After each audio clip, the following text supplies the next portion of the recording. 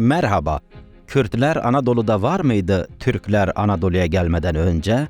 Cevabı şudur, evet, Türkler Anadolu'ya gelmeden önce Kürtler vardı. Hatta tarihte Türk diye bir halk, Türkçe diye bir dil, Türk diye bir millet, ulus yokken bile Kürtler Anadolu ve Karadeniz'de imparatorluklar, devletler, medeniyetler kurdu. Bu imparatorluk ve medeniyetlerin dili ön Kürtçeydi. Örneğin bunlardan bir tanesi Kürtlerin atalarının kurduğu Med İmparatorluğu 2700 yıl önce kuruldu. O zaman Türk diye bir halk ve millet yoktu. Daha Farslar ve Araplar da tarih sahnesine çıkmamıştı. Bu imparatorluğun dili ön Kürtçeydi, yani Medceydi. Medce ön Kürtçe olarak kabul edilir. Kürt imparatorlukları genelde demokratik federasyonlardan oluşur. Yaklaşık 2700 yıl önce Kürtlerin atalarının kurduğu Med İmparatorluğu yöneticilerini seçimle başa getiriyordu. Görüyorsunuz, yani Kürtlerde çok ilginç bir tarihi ve devlet kültürü var. Önce kısa bir özet sunuyorum, ardından meraklıları için bu özetin uzun anlatımı geliyor. Başlıyoruz. Önce şuradan başlayalım. Türkler Orta Asya'dan bölgemize doğru geldiklerinde, işte İran, Kürdistan, Azerbaycan, Kafkasya ve Anadolu'ya geldiklerinde Kürtler neredeydi? En çok merak edilen bir konudur bu ve en çok manipüle edilen bir konudur bu. Ona bakalım. Türkler, daha doğrusu Türkmenler, en doğru ifadeyle Turkomanlar, ta Orta Asya'dan İran'a doğru geldiklerinde burada Kürt Büveyhi Devleti vardı. Evet, Kürt Büveyhi Devleti. Kuruluşu 934, yıkılışı 1062. Türkler, daha doğrusu Türkmenler Azerbaycan'a geldiklerinde ise burada Kürt Revadi Devleti hakimdi. Bu Kürt Devleti'nin kuruluşu 955, yıkılışı 1071. Türkler Kafkasya, Gürcistan ve Ermenistan'a geldiklerinde ise burada Kürt Şedadi Devleti hakimdi. Kuruluşu 951, yıkılışı 1174. Türkler, daha doğrusu Türkmenler, en doğru ifadeyle Türkomanlar Anadolu'ya geldiklerinde günümüzde Doğu Anadolu ve Güneydoğu Anadolu olarak adlandırılan bölgede Kürt Mervani Devleti vardı. Kuruluşu 990, yıkılışı 1100 senesidir.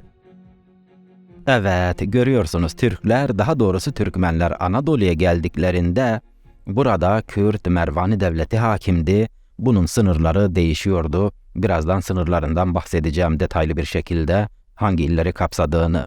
Şunu diyebilirsiniz, bu kadar Kürt devleti vardı da bizim niye haberimiz yoktu? Maalesef Türkiye'deki üniversiteler, yayın evleri, kurum ve kuruluşlar Kürt tarihi ile ilgili orijinal belgeleri yayınlarken, tercüme ederken şunu yapıyorlar. Kürt ve Kürdistan adını siliyorlar. Yerine Türkmen yazıyorlar, Arap yazıyorlar, Ermeni yazıyorlar, Süryani yazıyorlar, her şeyi yazıyorlar. Yeter ki Kürt olmasın diye. Böyle bir sistem, böyle bir düzen var. Bunun farkında olmanızı öneriyorum. Örneğin gidin bu devletlerin adını İngilizce ve dünyanın herhangi bir dilinde araştırın. Direkt Kürt devleti diyecek ve altında akademik bilgiler ve belgeler verecek. Sadece Türk kaynaklarında ne diyecekler? Kürt devleti olmadığını, Kürt ve Kürdistan adını sildiklerini göreceksiniz bu belgelerde. Şimdi ekrana 1031 yılında Kürt Mervani Devleti'nin generali Bayel'in mektubu hakkında o dönemden günümüze gelen bir belge koyayım. Kürt General Bayel'in bu mektubu o dönem Urfa'da yaşayan, papaz olan, kilisede görevli olan Urfalı Meteos'un Vakainame adlı kitabı aracılığıyla ta günümüze kadar ulaşmıştır. Bakınız, mektubu ekrana ekledim. 1031 yılında Kürt General Bayel, Urfa ve Harran savunması için Diyarbakır bölgesindeki başkent Mayafarkı'na, Kürt devletinin başkenti Mayafarkı'na bir mektup gönderiyor. Ek destek istemek için. Diyor ki, ben ve tüm Kürdistan zor durumdayız. Acil askeri destek gönderin. Bakınız, şu işaretlediğim yerde ben ve tüm Kürdistan zor durumdayız. Tabii ki kaynağımız sadece bu değil. Çok daha fazla kaynak var bununla ilgili. Sadece bir tanesini örnek gösterdim. Detaylarda bu konuyu daha fazla işleyeceğiz. Bu özet. 990 yılında kurulan ve 1100 senesine kadar devam eden Kürt Mervani Devleti'nin hakim olduğu coğrafyayı, bölgeleri açıklayayım. Unutmayın ki bütün bu bölgelere ne diyordu? Kürdistan diyordu o dönemde. Belgesini de gösterdim. Bakınız, şu bölgelerde egemendi bu Kürt devleti. Urfa, Malatya, Dersim, Elazığ, Erzincan, Erzurum, Ağrı, Iğdır, Bingöl, Muş, Diyarbakır, Tadvan, Van, Hakkari, Siirt, Botan, Cizre, Şırnak, Duhok, Zaho, Erbil, Musul, Şengal, Kamışlı, Serikaniye, Girespi, Kobaniye, Efrin ve daha fazlası. Evet, Kürt Mervani Devleti genel olarak bu sınırlarda hakimdi.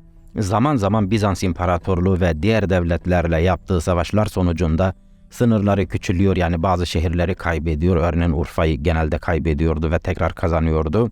Diğer kentlerde de bu durum hakimdi. Bazen de genişliyor, bazen de daralıyor. Bunun da bilincinde olun. Bir ülkenin, devletin sınırlarını verdiğimizde o belli bir dönemdeki sınırlarıdır. Biliyorsunuz, ülke sınırları tarihte genişler veyahut da daralır. Hani size bir belge gösterdim ya, dedim ki bakınız, Kürt General Bayal'in mektubu. 1031 yılında bu mektubu Kürt Mervani Devleti Sultanı'na gönderiyor ek askeri destek isterken ve diyor ki ben ve tüm Kürdistan zor durumdayız. Bu bize nasıl ulaştı bu belge? Urfalı Meteus Ermeni Kilisesi'nde görevlidir. Bu mektubun içeriğini de kitabına ekliyor ve bu mektubun içeriği günümüze kadar geliyor. Peki Urfalı Meteus'un kitabını Türk Tarih Kurumu'nun tercüme ettiğini, çevirdiğini biliyor muydunuz? Ama tercüme edip çevirirken ne yapmış? Bir bilseniz, buradaki Kürdistan adını silerek yayınlamış. İlginç değil mi? Bakınız, burada orijinalinde Kürdistan yazıyor ama Türk Tarih Kurumu aynı bölümü aktarırken Kürdistan adını silmiş. Sonra ne oluyor biliyor musunuz? Eski Türk Tarih Kurumu Başkanı Yusuf Halaçoğlu sık sık Türk televizyonlarına çıkıyor, makaleler yazıyor, üniversitelerde dersler veriyor, kitaplar yazıyor ve kendi elleriyle Kürt ve Kürdistan adını silerek yayınladıkları bu gibi sahte belgeleri, kendi elleriyle sahteleştirdikleri bu belgeleri gösterip diyorlar ki bakınız işte belgeler. Kürtler yok, Kürdistan yok, Anadolu'da yoklardı. Herkes de bakıyor Türkçesine belgenin, hakikaten yokmuş. Sonra da bir Kürt biz vardık dediğinde sadece Türkçe kaynaklardan tarih okuyan insanlar da kızıyor, diyor ki bak kardeşim işte belgesi, siz yoksunuz. Birazdan detaylarda anlatacağım, ekrana koyup karşılaştıracağım ve göreceksiniz ki sadece bu kaynakta değil, Kürtler ve Kürdistan'a dair bütün orijinal kaynaklardaki belgeleri Türkçe'ye tercüme ederken tahrif ederler. Onun için Türkçe kaynakları okurken bunu göz önünde bulundurun. Muhtemelen elinizde Türkçe bir tarih kitabı varsa okumanızı önermiyorum. Sadece Kürtlerle ilgili değil, artık bu kültüre dönüştüğü için maalesef kendi keyiflerine göre yanlış tercüme yapıyorlar, tahrif ediyorlar. Kürt tarihi hakkındaki belgeleri tahrif eden, belgelerde sahtecilik yapan, yani Kürtler ve Kürdistan adını silip televizyonlara çıkıp o kendi elleriyle sahteleştirdikleri belgeleri gösteren başka bir şarlatan da şöyle diyor. Diyor ki Türkler Anadolu'ya geldiğinde sadece Bizans İmparatorluğu vardı. Hristiyan Bizans İmparatorluğu vardı sadece. Bakınız az önce belgesini gösterdim. Kürt Mervani Devleti vardı zaten, bir de Bizans vardı. Yani Kürt Mervani Devleti'ni hiçe sayıyor. Evet, diyor ki sadece Hristiyan Bizans İmparatorluğu vardı. Eğer Kürtler Anadolu'da olsaydı Hristiyan olurlardı. Hristiyan Kürt olmadığına göre Kürtler Anadolu'da yoktu.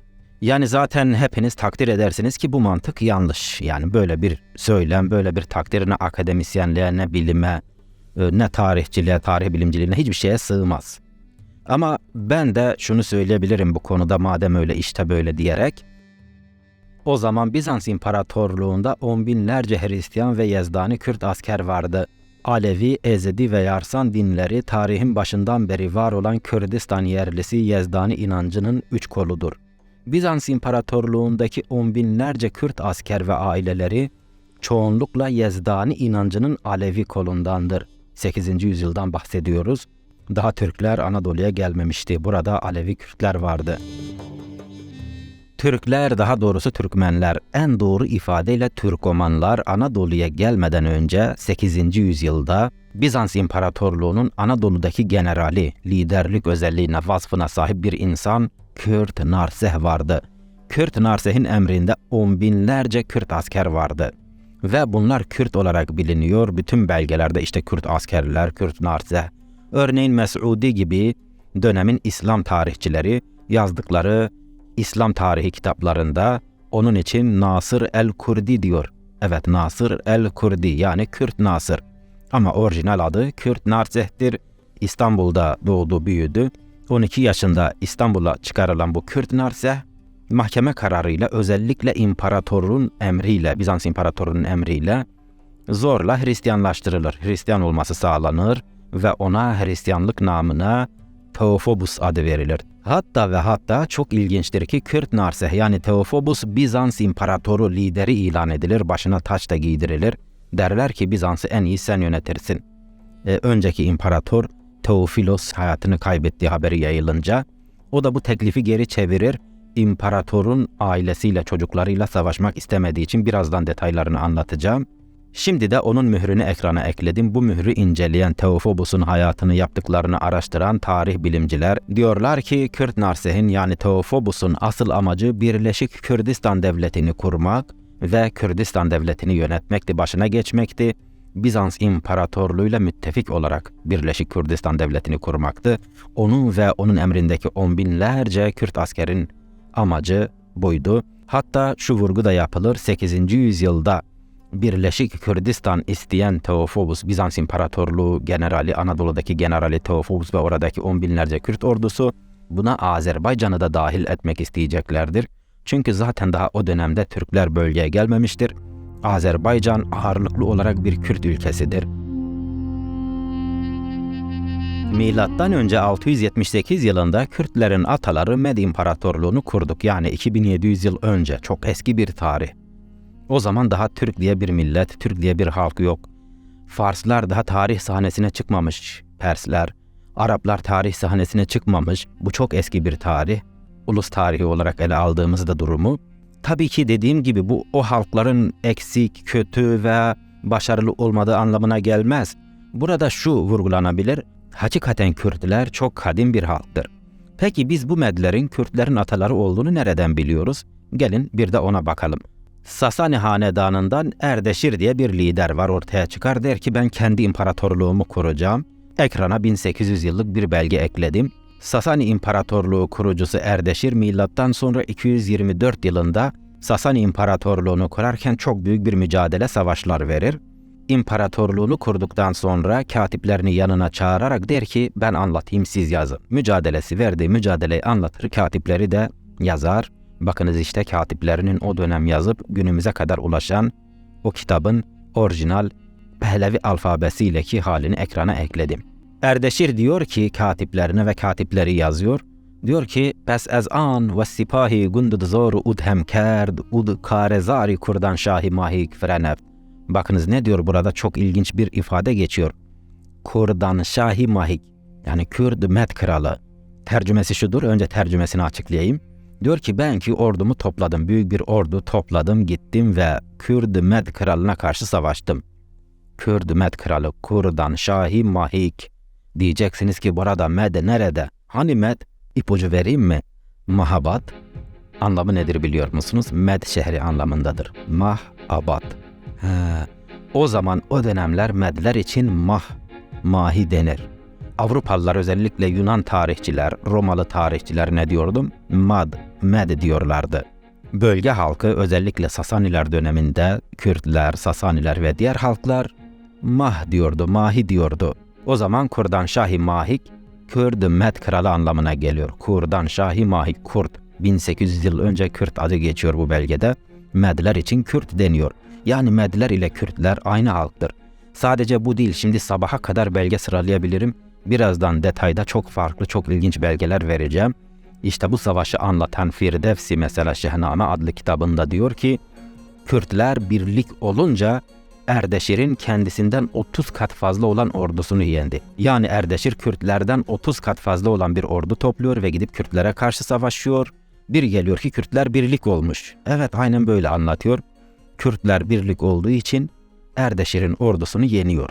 Firdevsi bu kitabı neden yazmış birazdan anlatacağım. Çok ilginçtir. İslam'ın ortaya çıkışı ile ilgili bir konudur. İslam ortaya çıkınca biliyorsunuz Suriye, Lübnan, Mısır, Afrika, her yerde buradaki bütün halklar, diller unutuluyor, asimile oluyorlar, Araplaşmaya başlıyorlar. O da diyor ki dur ya, bizim Aryan halklarımız kendi özünü, aslını unutmamalı. Benim bir şeyler yapmam lazım ve kalkıp bu kitabı yazıyor. Birazdan detaylarını vereceğim.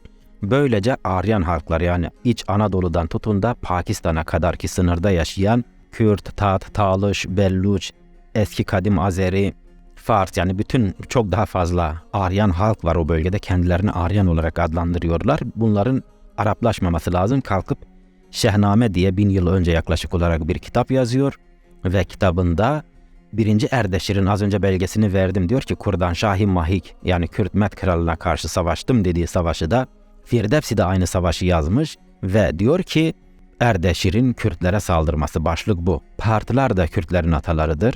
Şehname'de Partılar bölümü var. Partılar bölümünde diyor ki Erdeşir Kürtlere saldırdı. Erdeşir'in Kürtlere saldırması ve orada şöyle diyor, şöyle yazıyor. Bakınız 1. Erdeşir'in Kürt Med kralına karşı savaştım dediği ifadeyi Şehname'de Erdeşir Kürtlere karşı savaştı diyor. Aynı olayı anlatırken şöyle anlatıyor. Erdeşir'in ordusu 30 kat fazla olsa da işi zorlaştı savaş meydanında. Çünkü ülkedeki bütün Kürtler birlik oldu.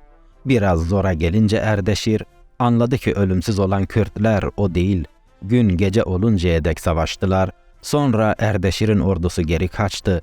Ölü ve yaralılardan savaş meydanı yürümek için bile dar geldi. Koskoca ordusu vardı orada ama yenildiler Kürt ordusuna. Görüyor musunuz Kürtler? Biz birlik olunca ne oluyormuşuz? Haklarımızı elde edebiliyoruz. Bütün güçlere karşı başarılı olabiliyoruz. Umarım birliğimizi tekrar sağlar ve bütün haklarımızı, ulusal haklarımızı, özgürlüğümüzü elde ederiz. Ülkemizi özgürleştiririz. Halkımızı özgürleştiririz. İşte 1800 yıl önce Kürtler birlik olunca kendisinden 30 kat fazla olan bir orduyu yeniyor. Bütün orijinal kaynaklara baktığımızda görüyoruz ki açık ve seçik bir şekilde Kürtler ile Medler aynı halktır, aynı millettir. Dikkat ederseniz sadece Kürt karşıtları konu tartışmalı deyip duruyor. Hatta bu kadar orijinal birinci el yazmalarına kaynağa rağmen diyorlar ki Kürtler ile Medlerin bağlantısını anlatan hiçbir kaynak yok. Milattan önce 678 yılında yani yaklaşık olarak 2700 yıl önce kurulan Med İmparatorluğu, Kürtlerin atalarının kurduğu Med İmparatorluğu, Anadolu, Karadeniz, Mezopotamya, Suriye, Kürdistan, Kafkasya, İran, Azerbaycan, Afganistan, Tacikistan ve çok daha fazlasına hükmettiği burada medeniyetler kurdu ve bölgenin en etkili güçlerinden biriydi. 2200 yıl önce o zamandan günümüze kalan bazı belgeler, mektuplar var. Orijinal, o dönemin diliyle yazılmış. Orada Kilikya Kürtlerinden bahsediliyor. Başka bir kaynak da Manisa Kürtlerinden bahsediyor. Yani Akdeniz ve Ege'de Kürtler vardı. 2200 yıl önce Kürt adıyla vardı. Çok ilginç değil mi? Onları da açıklayacağım. Bütün bunları açıklayacağım. Çok ilginç bilgiler var. Türkiye'de şöyle bir bilgi de yaygınlaştırılıyor. Aslında yanlış olduğu için bilgi değildir bu. Bir safsata yaygınlaştırılıyor. Deniliyor ki bu balbal mezarlar var. Hakkari bölgesinde Anadolu'da yani Kürdistan, Anadolu ve diğer coğrafyalarda balbal adı verilen mezar taşları var. Bu mezar taşları üzerinde koç, koyun, insan ve at görselleri var. Türkiye'deki bazı tarihçiler bilinçli olarak olayı çarpıtıyorlar. Çünkü buradan para kazanıyorlar. Hakikaten buradan para, makam, mevki kazanıyorlar. Çarpıtmaktan, yanlış bilgi vermekten. Diyorlar ki İskitler Türktür. Bu mezar taşlarını, bu balbalları İskitler yapmıştır. O zaman Türkler 2200, 2300, 2500 yıl önce Anadolu'da, Hakkari'de vardı. O zaman Hakkari Kürt yurdu değil, zaten Kürtler de yoktu. Türk yurdudur. Kürtlerin Hakkari, Şırnak, Diyarbakır'da hiçbir hakkı yok. Bunu demeye getiriyorlar olayı. Ama olay hiç de öyle değil. Bakınız arkadaşlar, dünya bilim camiasında, akademisinde İskitlerin Türk olduğunu söyleyen hiç kimse yok. Yani bütün dünya akademisine göre İskitler Hint Avrupalı bir halktır. Az önce Hint Avrupalı nedir dedik? Yani Aryan bir halktır. Kürtlerle, Farslarla, İngilizlerle, Fransızlarla akrabadır. Ama en çok Kürtler, Farslar, en çok bunlarla akrabadır. Çünkü Hint Avrupa dil grubunun ailesinin İran kolundandır. Evet, İskitler, Kürtler gibi Hint Avrupa dil ailesinin İran kolundandır. Biz burada İran dediğimizde Aryan ülkesi, tarihi İran'dan bahsediyoruz. Aryan ülkesi anlamında. Anadolu'dan tutun, Anadolu'da dahil, Anadolu'dan tutun ta Pakistan sınırına kadarki coğrafyaya İran denir. İskitler de İranik bir halktır. Tabii ki İskitler Rusya ve Ukrayna tarafından gelmiştir. Kökenleri orasıdır. Oradan Kürdistan'a geldiler, İran'a geldiler, Anadolu'ya geldiler. 2000 küsur yıl önce ama İranik bir halktır dil ve kültür olarak. Yani Aryanik bir halk anlamında bakınız, Aryanik bir halk. Bu balballar da onların mezar taşlarıdır Hakkari'de, Anadolu'daki. Onlar yaptılar. Hatta üzerinde koç, koyun, insan ve at görsellerinin, çizimlerinin olduğu bu mezar taşları yani bu balballar dünya bilim camiasında kurgan steli, kurgan stelleri olarak adlandırılır. Kurgan ne demek biliyor musunuz? Kurgan'ın anlamı şudur. Bu az önce bahsettiğim Aryan halklar, yani Hint-Avrupa dil ailesindeki, kültüründeki halkların çıkış noktası, bu kültürün çıkış noktası Kurgan denen bir merkezdir. Bu merkezin adına Kurgan vermişler daha sonra. Adının kökeni, anlamı hiç önemli değil. Yani Kurgan. Rus bir araştırmacı buraya Kurgan adını vermiş bu merkeze. Sonra da bütün bilim insanları demişler ki buranın adı Kurgan olsun. Ama o zaman adı neydi bilmiyoruz. Onun için şimdi bir takma ad, bir kavram vermişler. Şimdi bu mezar taşları Kurgan stili olarak söyleniyor. Yani Aryan stili, yani Hint-Avrupalıların stili. Dolayısıyla Türklerle hiçbir ilgisi yok. Yani bunu insanlar iki şekilde iddia edebilir İskitlerin Türk olduğunu. Birincisi bilinçli olarak. Bilinçli olarak yanlış tarih anlatımı, yanlış bilgi vermekten para ve makam, mevki kazanıyorlar. Hakikaten öyle. Milyonlarca dolar, milyarlarca dolar para yatırıldı bu işe, yanlış tarih anlatımı için. Bu amaçla söylüyorlar. Bazıları da amatör tarihçiler de onlara kanıyor. Olaya hakim olamadıkları için, iyi bilmedikleri için öyle diyorlar. Türklerin Anadolu'ya gelişi 1071 yılı ve sonrasıdır. Türk ulusunun ortaya çıkışı ise yaklaşık olarak 1500 yıl önce Orta Asya'nın doğusundadır. Bunu başka bir videoda detaylı olarak anlatacağım, Türk ulusunun ortaya çıkışı. Ve ben anlattığımda belgeli ve bilime, akademiye uyumlu olarak anlatacağım. Pat diye kafanıza oturacak. Diyeceksiniz ki vay be. Geçenlerde İlber Ortaylı'yı dinledim bir televizyonda, diyor ki ya şimdi ben işte o konuya da fazla girmek istemiyorum. Türk adının anlamı, nereden çıktığını olduğunu girmeye, anlatmaya korkuyor. Çünkü koltuğunu, makamını, mevkisini, karizmasını kaybeder. Sen niye böyle diyorsun? Ama benim öyle bir şeyim yok. Gerçek, hakikat neyse onu anlatacaksın. Türkler nereden gelmişse, Türk adının anlamı neyse onu anlatacağım. Türk adını Kürtçe ile açıklayacağım. Çünkü bölgede, Orta Asya'da da hakim olan Kürt Med İmparatorluğu var. Türkler daha sonra bu kültür mirasının olduğu bölgeye geliyor ve bu dilin temelinde, kökeninde bir adlandırmaya sahip oluyor. Neyse bu konuyu geçelim, merakta kalın. Başka bir videoda izleyeceğiz. Başka bir videoda anlatacağım. Türklerin Anadolu'ya gelişi 1071 yılı ve sonrasıdır. Ondan önce Kürtler vardı, zaten yerleşikti dedik. Çok ilginçtir ki ondan önce de Türkler şöyle geliyor asker olarak. Örneğin Abbasi ordusu savaşa geliyor, Bizans İmparatorluğu'na karşı Anadolu'da savaşacak. Bütün Müslüman devletler, Müslüman askerler Abbasi ordusuna katılıyor, destek veriyor. Bunlar gelip örneğin Anzen Savaşı'nı gerçekleştirdiler. 838 yılında, birazdan detaylarını vereceğim. Burada Müslüman Türkler ile Müslüman Kürtler aynı safta. Tabi Müslüman Araplar, Farslar, Talış, Belluç, Kadim Azeri, bütün bu halklar var orada. Hepsi var. Bütün Müslümanlar aynı safta savaşıyorlar. Ama Bizans İmparatorluğu'nda da yine karşı tarafta 10 binlerce Kürt asker var ve onların başında kim var? Kürt Nasır. Orijinal Kürtçe adı Kürt Narseh. Onların başında Kürt Narseh var. Hani dedik ya, İslam tarihçileri onun için Nasır el-Kurdi diye yazar. Örneğin Mesudi gibi kaynaklar. Bizans İmparatorluğu'ndaki adı ise Teofobus'tur, resmi adı. Ve işte Kürtler burada savaşıyorlar. Hatta burada Türkler ile Kürtlerin çok ilginç bir karşılaşması, çarpışması oluyor. Yağmurun yağması bir avantaja dönüyor Bizans İmparatorluğu'ndaki Kürtler için. Bunu birazdan anlatayım, merakta kalın. Çünkü bu konuları detaylı anlatacağım. Bu özetti. Meraklıları var, diyorlar ki kısa anlatıp geçme videoları. Biz oturup ailece izlemek istiyoruz. Onun için konuyu uzatacağım. Zaten konunun teması buydu. Ama şimdi detayları anlatacağım. Asıl orada önemli bilgiler var. Detaylar çok tatlı, çok güzel bilgiler var Kürt tarihi hakkında. İzleyebilirsiniz sonuna kadar. Ben Bedel Boseli Kürtlerin tarihi hakkında orijinal, özgün araştırmalar yapıp yayınlıyorum. Öyle. Kürt Mervani Devleti.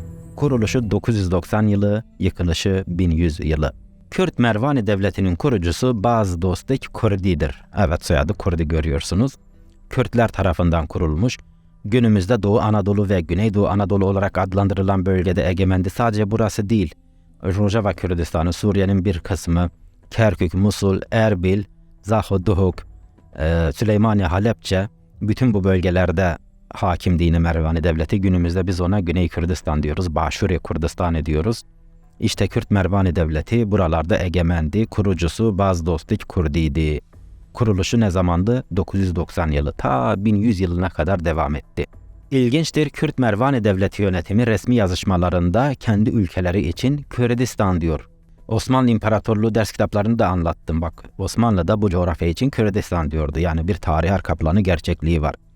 Mervaniler daha Türkler Anadolu'ya gelmeden önce işte bu bölgede vardı. Tabii ki bu bölgenin gerçek adı Doğu Anadolu, Güneydoğu Anadolu bölgesi değil. Yani öyle bir şey yok. Bu Kürtlerin tarih hafızasını silmek için sonradan buraya yönelik uydurulmuş isimlerdir, terimlerdir. İşte bize göre Kürdistan'dır.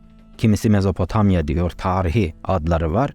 Kürtlerin tarihini, dilini, kökenini inkar etmek için bizim bölgemize Doğu Anadolu ve Güneydoğu Anadolu verildi, konuldu. Yani iyi bir niyetle değil. Kürtlerin kendi tarihiyle, kendi kökeniyle bağını koparmak için, unutturmak için, o tarihin mirasını, bilincini, kültürünü unutturmak için Doğu Anadolu, Güneydoğu Anadolu adları verildi buraya. Burası Kürdistan'dır. Az önce söyledim, Osmanlı ders kitaplarından tutun da bütün tarihi kaynaklarda buraya Kürdistan deniyor. Şimdi Türkler Anadolu'ya gelmeden önce 1031 yılında Urfa'da bir karışıklık oluyor. Burada Araplar var, Kürtler var, Bizanslılar var. Burada birbirlerine giriyorlar. İki kaleye komuta eden Salman, Kürt Mervani Devleti başkenti Farqin ve Silvan olarak bilinir günümüzde, Diyarbakır bölgesindeki bir kent. Başkent burasıdır. Buraya bir mektup gönderir. Acil destek ister, yardım ister.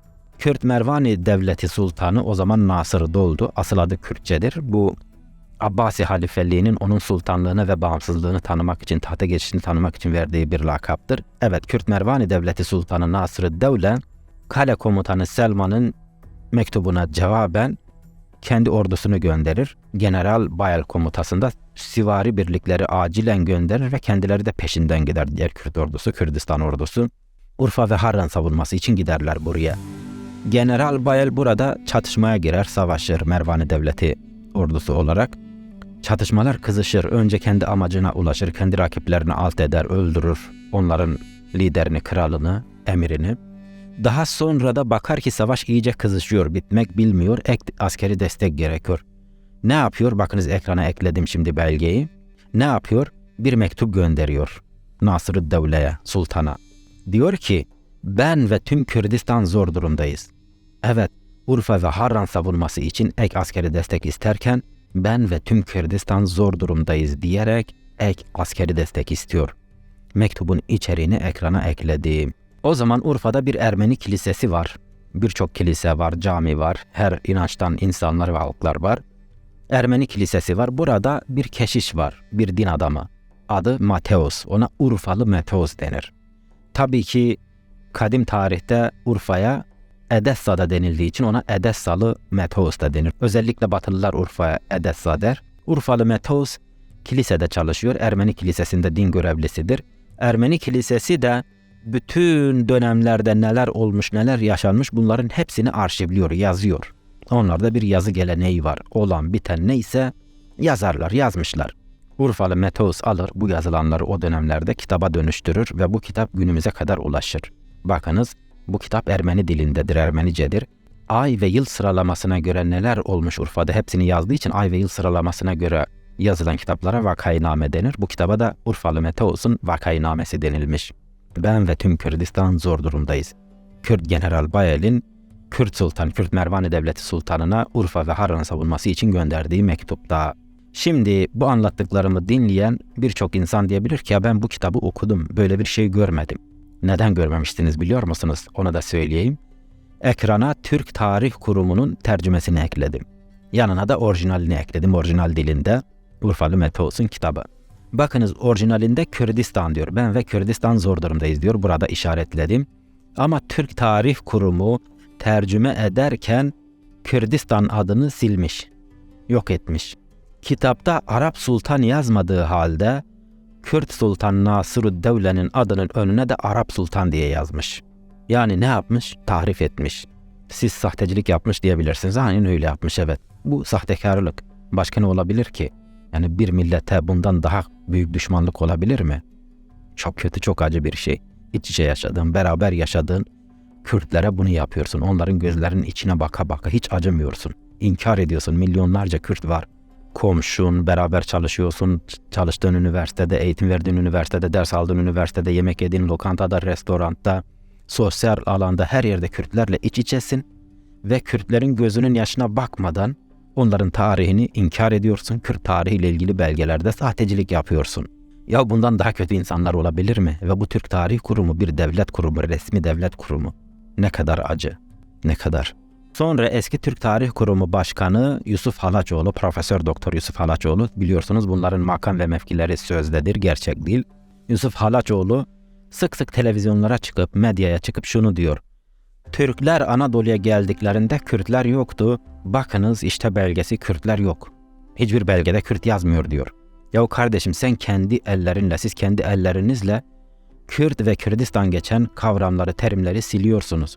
Mektupta Kürdistan adını silmişsin. Türkler Anadolu'ya gelmeden önce Kürt general Urfa ve Harran savunması için ne diyor? Diyor ki ben ve tüm Kürdistan zor durumdayız. Sen ne yapmışsın? Silmişsin Kürdistan'ı. Ne yapmış senin kurumun? Başında olduğun kurum Kürdistan adını silmiş. Orijinal belgede Arap Sultan yazmadığı halde Kürt Sultan'ın adının önüne de Arap Sultan yazmış. Sonra kendi ellerinizle sahteleştirdikleriniz bu belgelerle çıkıyorsunuz yayın organlarına, televizyonlara, hatta makalelerde, üniversitelerde diyorsunuz ki bu kendi ellerinizle sahteleştirdiğiniz belgeleri gösterip bakınız Kürt yok, Kürdistan yok. Sonra da büyük bir fitneye sebep oluyorsunuz. Sizin yüzünüzden yüz binlerce, milyonlarca insan öldü bu fitne yüzünden. Ve bunun sorumluları sizsiniz. Bunları iddia ederken mesela çıkıyor bir Habertürk televizyon. Ya orada Kürt kameramanlar var, Kürt çalışanlar var. Kürtlerin gözünün içine bakıyorsun. Gittiğin lokantada, yemek yediğin yerde, gezdiğin yerde, sosyal ortamlarında, çalıştığın üniversite, ders verdiğin üniversitede Kürtler var. Yani onların gözlerinin içine bakınca utanmıyor musunuz? Hiç utanma, sıkılma olmuyor mu Kürt tarihiyle ilgili belgelerde, bütün belgelerde bu şekilde sahtecilik yapıyorsunuz? Milyonlarca Kürt'ten vergi alıyor devlet ve bu vergiden size para veriyor, bütçe, ödenek veriyor. Siz Kürtlerin vergisiyle, Kürtlerin gözünün içine baka baka Kürt tarihi hakkındaki belgelerde sahtecilik yapıyorsunuz. Tahrif ediyorsunuz. Çok ilginç ya. Yani var mı dünyada böyle utanmaz, böyle ahlaki değerlerini yitirmiş, ahlaksızlık yapınca hiç sıkılmayan, utanmayan başka insanlar? Var mıdır acaba sizce? Size soruyorum. Az önce anlattığım tekrar hatırlayalım. Türkler, daha doğrusu Türkmenler, aslında en doğru ifadeyle Turkomanlar, Orta Asya'dan İran'a doğru geldiklerinde burada Kürt Büveyhi Devleti vardı. Kuruluşu 934, yıkılışı 1062. Türkler, daha doğrusu Türkmenler, en doğru ifadeyle Türkomanlar Azerbaycan'a geldiklerinde burada Kürt Revadi Devleti hakimdi. Kuruluşu 955, yıkılışı 1071. Kafkasya, Gürcistan ve Ermenistan'a geldiklerinde burada Kürt Şeddadi Devleti hakimdi. Kuruluşu 951, yıkılışı 1174. Türkler, daha doğrusu Türkmenler, aslında en doğru, en hakiki ifadeyle Turkomanlar, Anadolu'ya geldiklerinde burada Kürt Mervani Devleti hakimdi. Kuruluşu 990, yıkılışı 1100 senesi. Az önce belgesini ekrana ekledim. Mesela bunlardan Mervani Devleti kendi ülkesi için Kürdistan diyordu resmi yazışmalarında. Çok ilginç bir şey daha var. Başka bir akademisyen bütün işini gücünü bırakmış. Bu işten para kazanıyor, Kürt düşmanlığından, Kürt karşıtlığından. Televizyonlara çıkıp şunu söylüyor. Türkler Anadolu'ya geldiklerinde Kürtler yoktu. Kürtler o Irak, işte İran o taraflarında küçük bir gruptu. Hatta Anadolu'da insan yoktu. Fakirdi, çoraktı, her taraf yıkılmış, insan kalmamış. Yani bakın, sırf Kürt tarihini inkar edebilmek için her türlü safsataya, yalana dolana başvuruyorlar. Çünkü makamlarını, mevkilerini, o önündeki doçenttir, doktordur, profesördür, bu şeylerini Kürt düşmanlığından bunlar kazanıyor. Öyle bir kesim var Türkiye'de maalesef. Bunların ekmeği buradan çıkıyor, Kürt düşmanlığından. Hatta bunlar Türkiye'deki adını derin devlet koydukları mafyadan bile çok büyük ödenekler alıyorlar bu sayede. Çünkü Türkiye'de kaos, karmaşa, çatışma, çözümsüzlük olursa mafya kazanacak ve bunlar mafya organizasyonları adına bunları yapıyorlar. Öyle basit değil olayın temeli, kökeni. Onun için halkın bilinçli olması, önce Türklerin bunların yüzüne tükürmesi lazım, bu sahtekarların, dolandırıcıların. Ne diyor? İşte Anadolu'da Kürtler yoktu. Az önce gördük, Kürt Mervani Devleti vardı zaten. Sonra diyor ki çok fakirdi. Halbuki öyle değil. Kürt Mervani Devleti çok zengindi. Hazinesi de çok zengindi. İnanılmaz derecede zengindi. Hatta Selçuklu Türklerine, aslında en doğru ifadeyle Selçuklu Türkomanlara para desteği, altın gönderdi o zaman. Daha Anadolu'ya gelmemişler. Bu Kürt Mervani Devleti kendi ülkesine Kürdistan diyordu. Az önce Kürt generalin Kürdistan dediğini gördük 1031 yılında. Evet, 990 yılında kurulan bu Kürt devleti şu bölgelerde hakimdi ve buraya Kürdistan diyordu. Urfa, Malatya, Dersim, Elazığ, Erzincan, Erzurum, Ağrı, Iğdır, Bingöl, Muş, Diyarbakır, Tatvan, Van, Hakkari, Siirt, Botan, Cizre, Şırnak, Doğuk, Zaho, Erbil, Musul, Şengal, Kamışlo, Serekaniye, Giresun, Kobaniye, Afrin ve daha fazlası.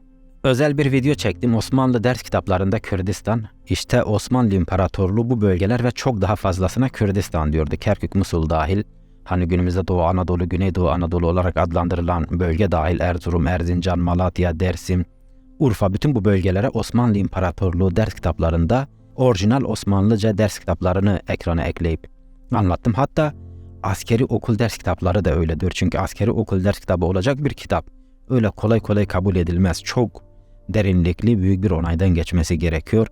Bütün bu bölgeler için onlar da Kürdistan diyor. 1894'te yayınlanan Osmanlı Devleti Coğrafya Ders kitabının adı şudur.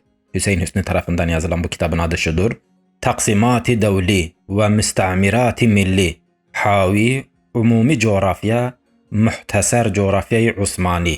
Bu ders kitabının 84 ile 86. sayfalarında Kürdistan için şöyle yazıyor. Burada Kürdistan kıtası ile başlıyor konuya.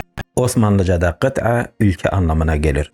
Başlığın altında Kürdistan'ın birinci vilayeti Erzurum'dur diyor. İkincisi Van vilayeti, üçüncüsü Bitlis vilayeti, dördüncüsü Elazığ yahut Harput vilayeti, merkezi Ma'muratul Aziz, beşincisi de Diyarbakır vilayeti ve altıncısı Musul vilayetidir. Kerkük Musul'a bağlıdır o zaman.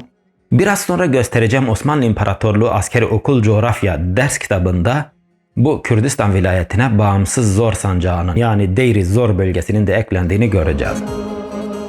Bütün bu bölgeler resmi olarak Osmanlı İmparatorluğundaki Kürdistan ülkesine bağlıdır. Bütün Osmanlıca ders kitaplarında aynen bu şekilde Kürdistan'dan bahsedilir.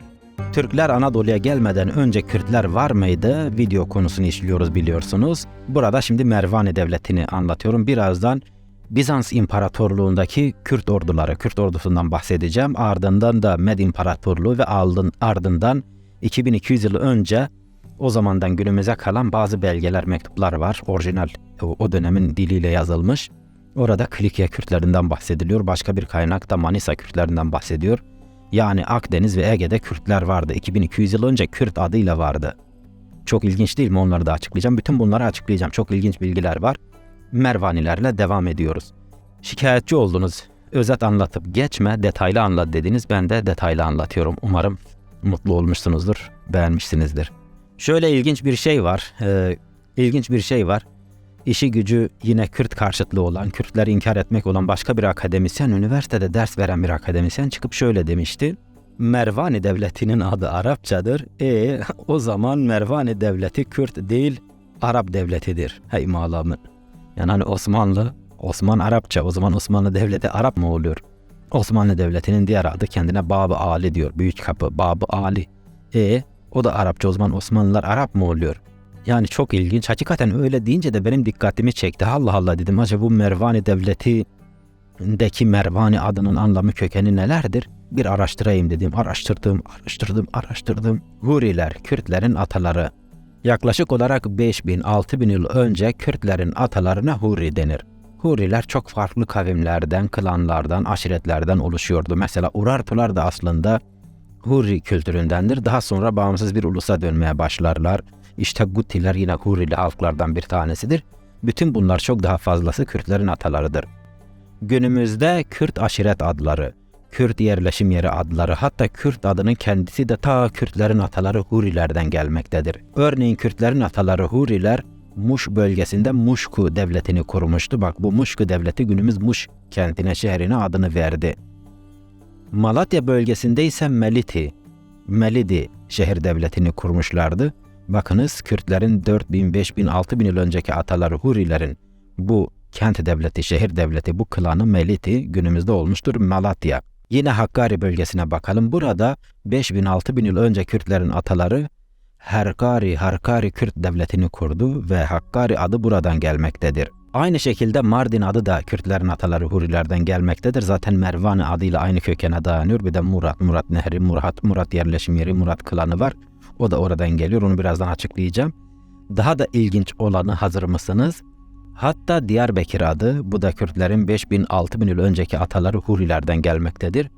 Ahmet, Diyarbakır bölgesinin merkezi konumundaki kent olan Ahmet ise Kürtlerin 2700 yıl önceki ataları olan Medlerden gelmektedir. Bunları birazdan açıklayacağım ama konumuz Kürt Mervani Devleti olduğu için Mervan adıdır. Kürt Mervani Devleti, evet, 990 ile 1100 yılları arasında bağımsız bir devlet olarak hükmünü sürdüren Kürt Mervani Devleti'nin Mervan adı da Kürtlerin 5000-6000 yıl önceki ataları Hurilerden gelmektedir. Kürtlerin 5000-6000 yıl önceki ataları olan Hurilerden bir halkın adı Mard idi.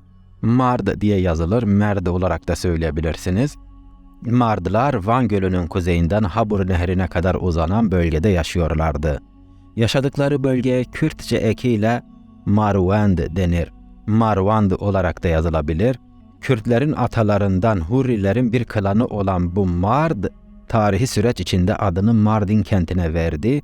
Yerleşim yeri ve nehir adı olan Murad adının kökeni Kürtlerin atalarından bu Mard halkının adına dayanır. Ayrıca İran'ın en büyük ikinci nehri olan Zagros'un güneyindeki Maron Nehri, ki eskiden Maran olarak da söylenirdi, bu Kürtlerin ataları Mard isminden gelir. Gördüğümüz gibi Kürt Mervani Devleti'nin adı olan Mervani adı Kürtlerin 5000-6000 yıl önceki ataları Hurilerden gelmektedir. Hurilerden Mard klanı var. İşte Mervani adı buradan gelmektedir. Dedik ya, konumuz Kürt Mervani Devleti. Türkler 1071 yılında Anadolu'ya gelirken 990 yılında kurulan Kürt Mervani Devleti hakimdi. İşte Mervani adının kökeni söyledik. Konumuz da zaten oydu. Şimdi Peli Mervandi diye veyahut da Peli Melvandi diye bir tabir duydunuz mu? Delali Qarajdağı şarkısında, ona da değinmek istiyorum. Hakikaten tarihi süreç içerisinde bazı Kürt klanlarının, aşiretlerinin veyahut da hanedanlarının adı o bölgedeki çiçeklere, bitkilere, sebzelere, meyvelere verilmiştir. Bir örnek vereyim, hatta çarpıcı, çok ilginç bir örnek: patlıcan meyvesi. Kimisi de sebze der. Örneğin patlıcan meyvesi adını çok kadim, şanlı iki Kürt klanından alır: Patalican ve Badencan. Evet, Patalican ve Badencan adlı iki şanlı Kürt klanı var. Patlıcan adına verdiler adlarını, bu klanın adını bunlara verdiler. Bu tarihte dünyanın her yerinde olan şeyler, özellikle Kürtlerde de bu oluyor. Patlıcan adı buradan gelir. İşte Peli Mervendi diye bir yaprak var. Mervani adı. Bunların birbiriyle ilişkisi ve bağlantısı var. Delali Qarajdağı şarkısında geçiyor. Bakın şöyle.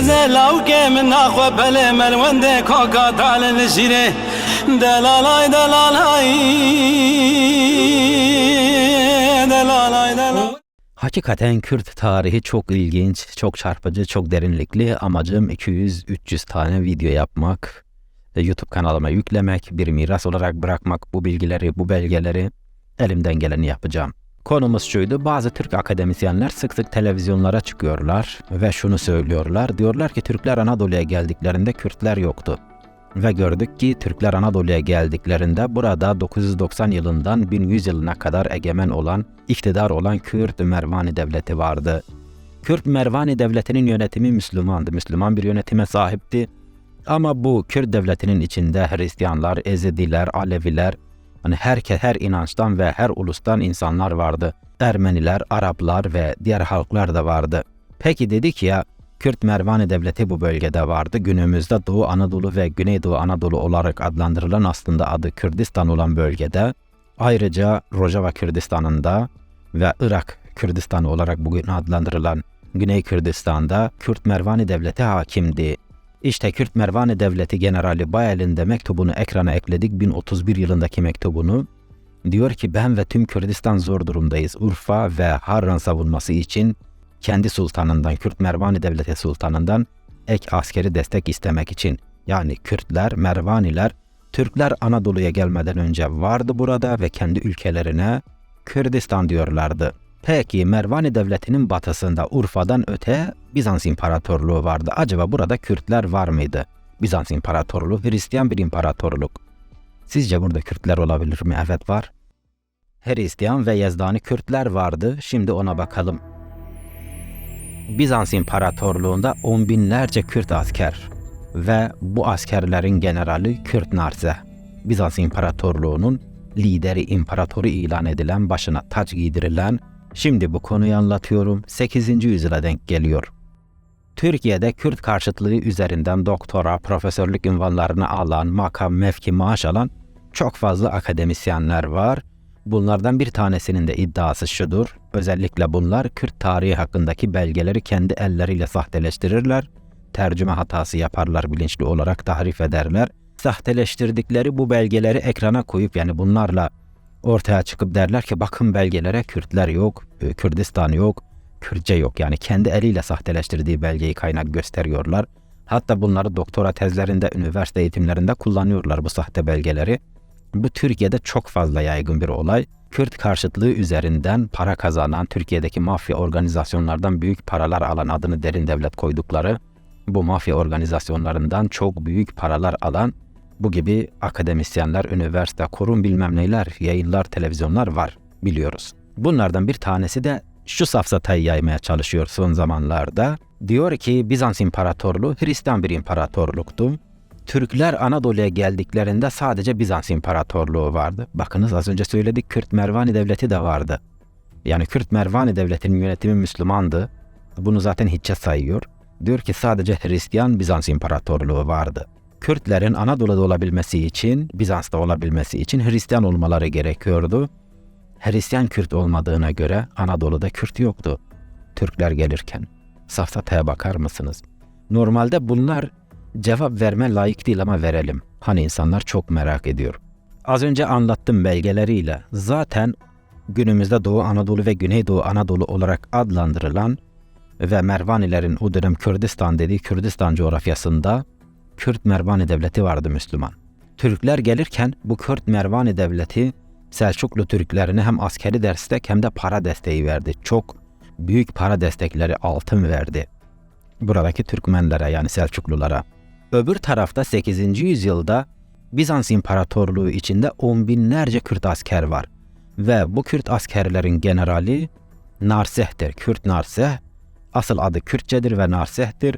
Dönemin İslam tarihçileri, örneğin Mesudi gibi İslam tarihçileri onun adını, onun tarihini yazarken, ondan bahsederken onun adını Nasır el-Kurdi diye yazmışlar, Arapçaya uygun olarak, yani Kürt Nasır olarak. Ama Bizans İmparatorluğundaki dini ve resmi adı Teofobus'tur. Yani 12 yaşına kadar adı Narseh'tir. 12 yaşından sonra Bizans İmparatorunun emriyle zorla, biraz emrivaki bir şekilde Hristiyanlaştırılır. İstanbul'da büyüyen, yetişen, doğan bu Kürt Nasır, Kürt Narseh Hristiyanlaştırılır ve onun adı Teofobus yapılır. Gelin şimdi de bu olayı biraz inceleyelim, deşelim. Çok ilginç şeyler var. Hakikaten Bizans İmparatoru Generali Kürt Narseh ve ona bağlı olan on binlerce Kürt askerin asıl amacı 8. yüzyılda Birleşik Kürdistan Devleti'ni kurmak, buna Azerbaycan'ı da dahil etmekti.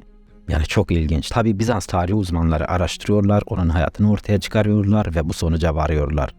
Kürt Narseh'in mührü de ekranda, Teofobus'tu onun Bizans İmparatorluğundaki adı. Kürtler ile Türklerin karşılaşmasına bakalım bu dönemde 8. yüzyılda. Yani Kürt Narseh, Teofobus, Kürt General Teofobus ve onun emrindeki Kürt ordusuyla, Bizans İmparatorluğundaki Kürt ordusuyla Abbasi halifeliğine bağlı Türk ordusunun karşı karşıya gelişine bakalım. Ekrana bir görsel, bir çizim ekledim durumu açıklayabilmek için. Bizans arşivinden günümüze ulaşan kadim bir çizim ekledim ekrana. Bizans İmparatoru Teofilos, evet Teofilos, Kürt General Teofobus, evet Teofobus ve on binlerce Kürt asker bu sefer de birlikte Tokat'ın Turhal ilçesine doğru hareket eder. İşte bu o olayı anlatıyor. Anzen Savaşı gerçekleşecek, onun için gidiyorlar. 22 Temmuz 838 tarihinde Hristiyan Bizans ordusuyla Müslüman Abbasi ordusu arasında Dazimon, yani Dazimon diğer adıyla Anzen Savaşı gerçekleşir. Bu savaşta Hristiyan Bizans ordusu içinde on binlerce Kürt asker var ve diğer Bizans İmparatorluğu askerleri de var tabii ki. Diğer tarafta Abbasi halifeliğine bağlı orduda ise Müslüman Kürtler var, Müslüman Türkler, Müslüman Araplar, Farslar, Tatlar, Talışlar, Müslümanlar var. Evet, bir tarafta Hristiyanlar, bir tarafta Müslümanlar birbirine karşı savaşacaklar. O zaman Bizans İmparatorluğunda on binlerce Hristiyan ve Yezdani Kürt asker vardı. Alevi, Ezidi ve Yarsan dinleri tarihin başından beri var olan Kürdistan yerlisi Yezdani inancının üç koludur. Bizans İmparatorluğundaki on binlerce Kürt asker ve aileleri çoğunlukla Yezdani inancının Alevi kolundandır. 8. yüzyıldan bahsediyoruz. Daha Türkler Anadolu'ya gelmemişti. Burada Alevi Kürtler vardı. Tabii ki bunlar da Kürt General Narseh'e bağlı, onu lider olarak kabul ederler. Teofobus'a bağlı. Yani Bizans İmparatoru resmi adı Teofobus'tu. 22 Temmuz 838 yılında günümüz Tokat'ın Turhal ilçesinde gerçekleşen Anzen Savaşı yani Dazimon Savaşı'nda çok önemli olaylar yaşanır. Bunlardan bir tanesi de şudur. Bizans İmparatoru lideri İmparator Teofilos abluka altına alınır. Abbasi ordusu tarafından etrafı sarılır. Hatta öldürüldü, ölecek diye haberler de yayılır. Öldüğüne, öldürüleceğine kesin gözüyle bakılır. Fakat Bizans ordusundaki Kürt askerlerin ve Kürt General Narseh'in dikkatini bir şey çeker. Yağmur yağmıştır. Yağmur yağınca ne oluyor? Türklerin bir özelliği var. Türk savaşçıların okçulukta çok uzmanlar, ustalar ve okçu olarak orada bulunmaktadırlar. Yağmur yağdığı için okları, yayları ıslanmıştır. Yayları ıslandığı için gevşemiştir ve savaşamaz duruma düşmüşlerdir. Bizans İmparatorluğu'nun Kürt generali Narseh ve emrindeki Kürt ordusuyla birlikte bunu görünce ne yapar? Direkt Türk birliklerine saldırır, Türk saflarına. Türk saflarını yarıp İmparator Teofilos'a ulaşırlar, onu kurtarırlar. Böylece Kürtler kahraman ilan edilir. Yani bunu Kürtlerdir tahmini olarak söylemiyorum. O zaman Bizans İmparatorluğu resmi kaynakları, tarihi arşivlerinde de yine Kürtler kurtardı diyor. Kürt Teofobus kurtardı diyor. Kürtler kurtardı diyor. Kürt ordusu diyor. Kürt askerler diyor. Yani bütün arşiv kaynakları. Kürtler Bizans İmparatoru Teofilos'u kurtarırlar o ablukadan ama daha sonra tekrar onun öldüğüne dair haberler yayılır. Dolayısıyla öldüğüne inanılır ve yeni bir imparator, bir lider seçeceklerdir. Bunun için de en uygun kişi olarak Kürt Narseh görülür. Çünkü Kürt Narseh, Konstantinopolis yani İstanbul'da doğmuş, büyümüş, eğitim almış, çok iyi bir eğitimden geçmiş hem de imparatorun damadıdır. Kürt Narseh yani Teofobus hem Yezdani Kürtler yani Alevi Ezediyarsan Kürtler için hem de Hristiyan Kürtler için kurtarıcı ve kutsal bir liderdir. Hatta özgürlük ve adalet isteyen farklı inançlardan tüm İranik Aryan halklar ona kutsal bir kurtarıcı gözüyle bakar. Avrupa'daki Balkan ülkeleri halkları da onu kutsar ve bir Mesih, bir kurtarıcı olarak görürler. Bu mantıkla, bu mantaliteyle hem Bizans İmparatorluğu sarayındaki yöneticiler hem de etrafında toplanan Kürt ordusu ancak liderimiz, imparatorumuz sen olabilirsin derler ve başına taç da giydirirler. İmparatorluk tacı. O ise bu teklifi kabul etmez, reddeder çünkü iç savaş çıkabilir. Hayatını kaybeden imparatorun çocuklarıyla savaşmak istemez. Zaten sonradan imparatorun aslında ölmediği, o haberin yanlış olduğu da ortaya çıkar. Kürt Narseh yani Teofobus birliklerini, ordusunu ne yapar? Kürt ordusunu Amasya'ya çeker. Burada çatışmasızlık durumuna geçer. Çatışmayacağız der. Çünkü zaten ondan birkaç yıl önce günümüz İran ve Kürdistan'ın doğusunda Yezdani Kürtler ile Abbasi ordusu arasında büyük bir savaş çıkar. Diğer İrani ve Aryan halklar da Yezdani Kürtleri destekler. Cihad ilan eden Abbasiler dünyanın her tarafından asker toplar. Çıkan savaşta yaklaşık 60.000 Yezdani Kürt ve Kürtleri destekleyen diğer İrani yani Aryanik halklardan insanlar can verir. Burada çok ağır bir katliam ve soykırım gerçekleşir. Şimdi burada da bir savaş çıkarsa Kürtler ve diğer Aryan halklar tamamen katledilecektir. Büyük bir kıyım yıkım olacaktır. Oysa bunu istemez. Kendisine verilen imparatorluk fırsatını geri çevirir, tacı da kabul etmez. Yani imparatorluğu kabul etmez. Daha sonra anlaşma masasına otururlar, aracılar gelir, anlaşma masasına otururlar. İmparator Teofilos, Teofobus'a der ki, bak böyle bir durum yaşandı, en ufak bir boşlukta seni imparator ilan ettiler, çocuklarıma saygısızlık yaptılar. Hatta senin de bu yaptığın doğru değildi. Zaten imparatorun damadıdır Kürt Narseh. Bu olayın bir daha yaşanmaması için senin emrindeki bu 10 binlerce orduları dağıtalım. 2000 gruplar halinde. Özellikle Kürtler. Bizans İmparatorluğundaki Kürtler 2000'er gruplar halinde Bizans İmparatorluğu'nun farklı yerlerine yayılırlar. Dağıtılırlar. İşte İç Anadolu, Batı Anadolu, Ege, Akdeniz, Karadeniz, Balkanlar, Kürtler bu şekilde yayılır. Kürt General Teofobus da bu teklifi kabul eder. Böylece anlaşma sağlanır, iç savaş gerçekleşmez. 22 Temmuz 838 yılında gerçekleşen Anzen Savaşı yani Dazimon Savaşı'nda Türkler ile Kürtler karşı karşıya geldik dedik orada, değil mi? Şimdi Türkler Abbasi ordusuna bağlı asker olarak bölgeye geldiler. Savaş bittikten sonra geri gittiler. Kürtler ise yerleşik olduğu için hem Müslüman Kürtler hem Hristiyan Kürtler yerleşik olduğu için kaldılar orada. Gitmediler. Yani Kürtler bu coğrafyanın yerlisiydi. Türkler Orta Asya'nın doğusundan gele gele daha gelmeye devam ediyorlar. İşte 1071 yılı ve sonrasında Türkler gelip yerleşti. Ondan önce tek tük geliyorlardı. Bir orduya bağlı, bir imparatorluğa, bir devlete bağlı asker olarak gelip savaşa katılıyorlardı ve tekrar geri gidiyorlardı. Türklerin 1071 yılı öncesi gelişi buydu. Yok efendim İskitler Türktür, 2000 küsur yıl önce İskitler Anadolu'daydı, o zaman Türkler Anadolu'daydı şeklindeki söylemleri de az önce açıkladım. İskitler Türk değil, Türklerle hiçbir alakası yok. Türklerin Anadolu'ya gelişi ve yerleşmesi 1071 yılı sonrasıdır. Ondan önce gelip yerleşmediler. 8. yüzyılda yani 800'lü yıllarda Bizans İmparatorluğu'nun generali olan Kürt Narseh yani Teofobus'un mührünü ekrana ekledim. Bizans tarihi uzmanları bu mührü inceliyorlar, araştırıyorlar. Teofobus'un da hayatına, yaptıklarına, amaçlarına bakıyorlar ve şu sonuca varıyorlar. Kürt Teofobus yani Kürt Narseh'in asıl amacı Birleşik Kürdistan Devleti'ni kurarak başına geçmekti. Tabii ki Azerbaycan'la birlikte, çünkü Azerbaycan'da Med ülkesiydi, o zaman bir Kürt ülkesiydi ağırlıklı olarak. Daha demografisi değişmemişti. Kürt Narseh'in ailesi bölgedeki Aryanlar arasında çok popüler bir aileydi. Manevi ve siyasi konumu çok güçlüydü. Hem manevi hem de siyasi lider olarak kabul edilirlerdi. Aryanlardan kastımız şudur ki o zaman kendilerine Aryan diyorlar. İç Anadolu'dan tutun da ta Kürdistan'dan geçin, buna İran, Rojava, Suriye'deki Rojava bölgesi, işte bütün Kürdistan daha doğrusu, oradan günümüz İran topraklarını da katalım. Belucistan, Afganistan, Tacikistan, Orta Asya, Orta Asya'dan kastımız günümüzde Türkmenistan, Özbekistan olarak adlandırılan bütün bu coğrafyada Aryan halklar yaşarlardı ve kendilerine Aryan diyorlardı kadim tarihte. İşte Aryan ülkesi anlamında bütün bu coğrafyaya İran denildi. Tarihteki İran'la günümüzdeki İran kavramı farklı şeyler. Tarihte İran dediğimizde işte bu İç Anadolu'dan tutun da ta Pakistan sınırına kadar ki bölgede yaşayan, aynı kültürden, dil ve kültürleri aynı kökene dayanan Aryan halklar var. Kendi ülkelerine İran diyorlar. Yani Kürdistan da İran'a dahildir. Sivas, Koçgiri, Dersim de İran'a dahildir. Ahmet de İran'a dahildir. Afganistan, Tacikistan, Belucistan, Azerbaycan da İran'a dahildir. Ama tarihi İran'ı kastediyoruz. Bugünkü İran devleti değil, farklı şeyler. İşte Kürt Narseh'in ailesi bütün bu İrani halklar arasında çok popülerdir. Özellikle Müslüman olmayanlar arasında o dönem. Çünkü kendisi de Müslüman değildir.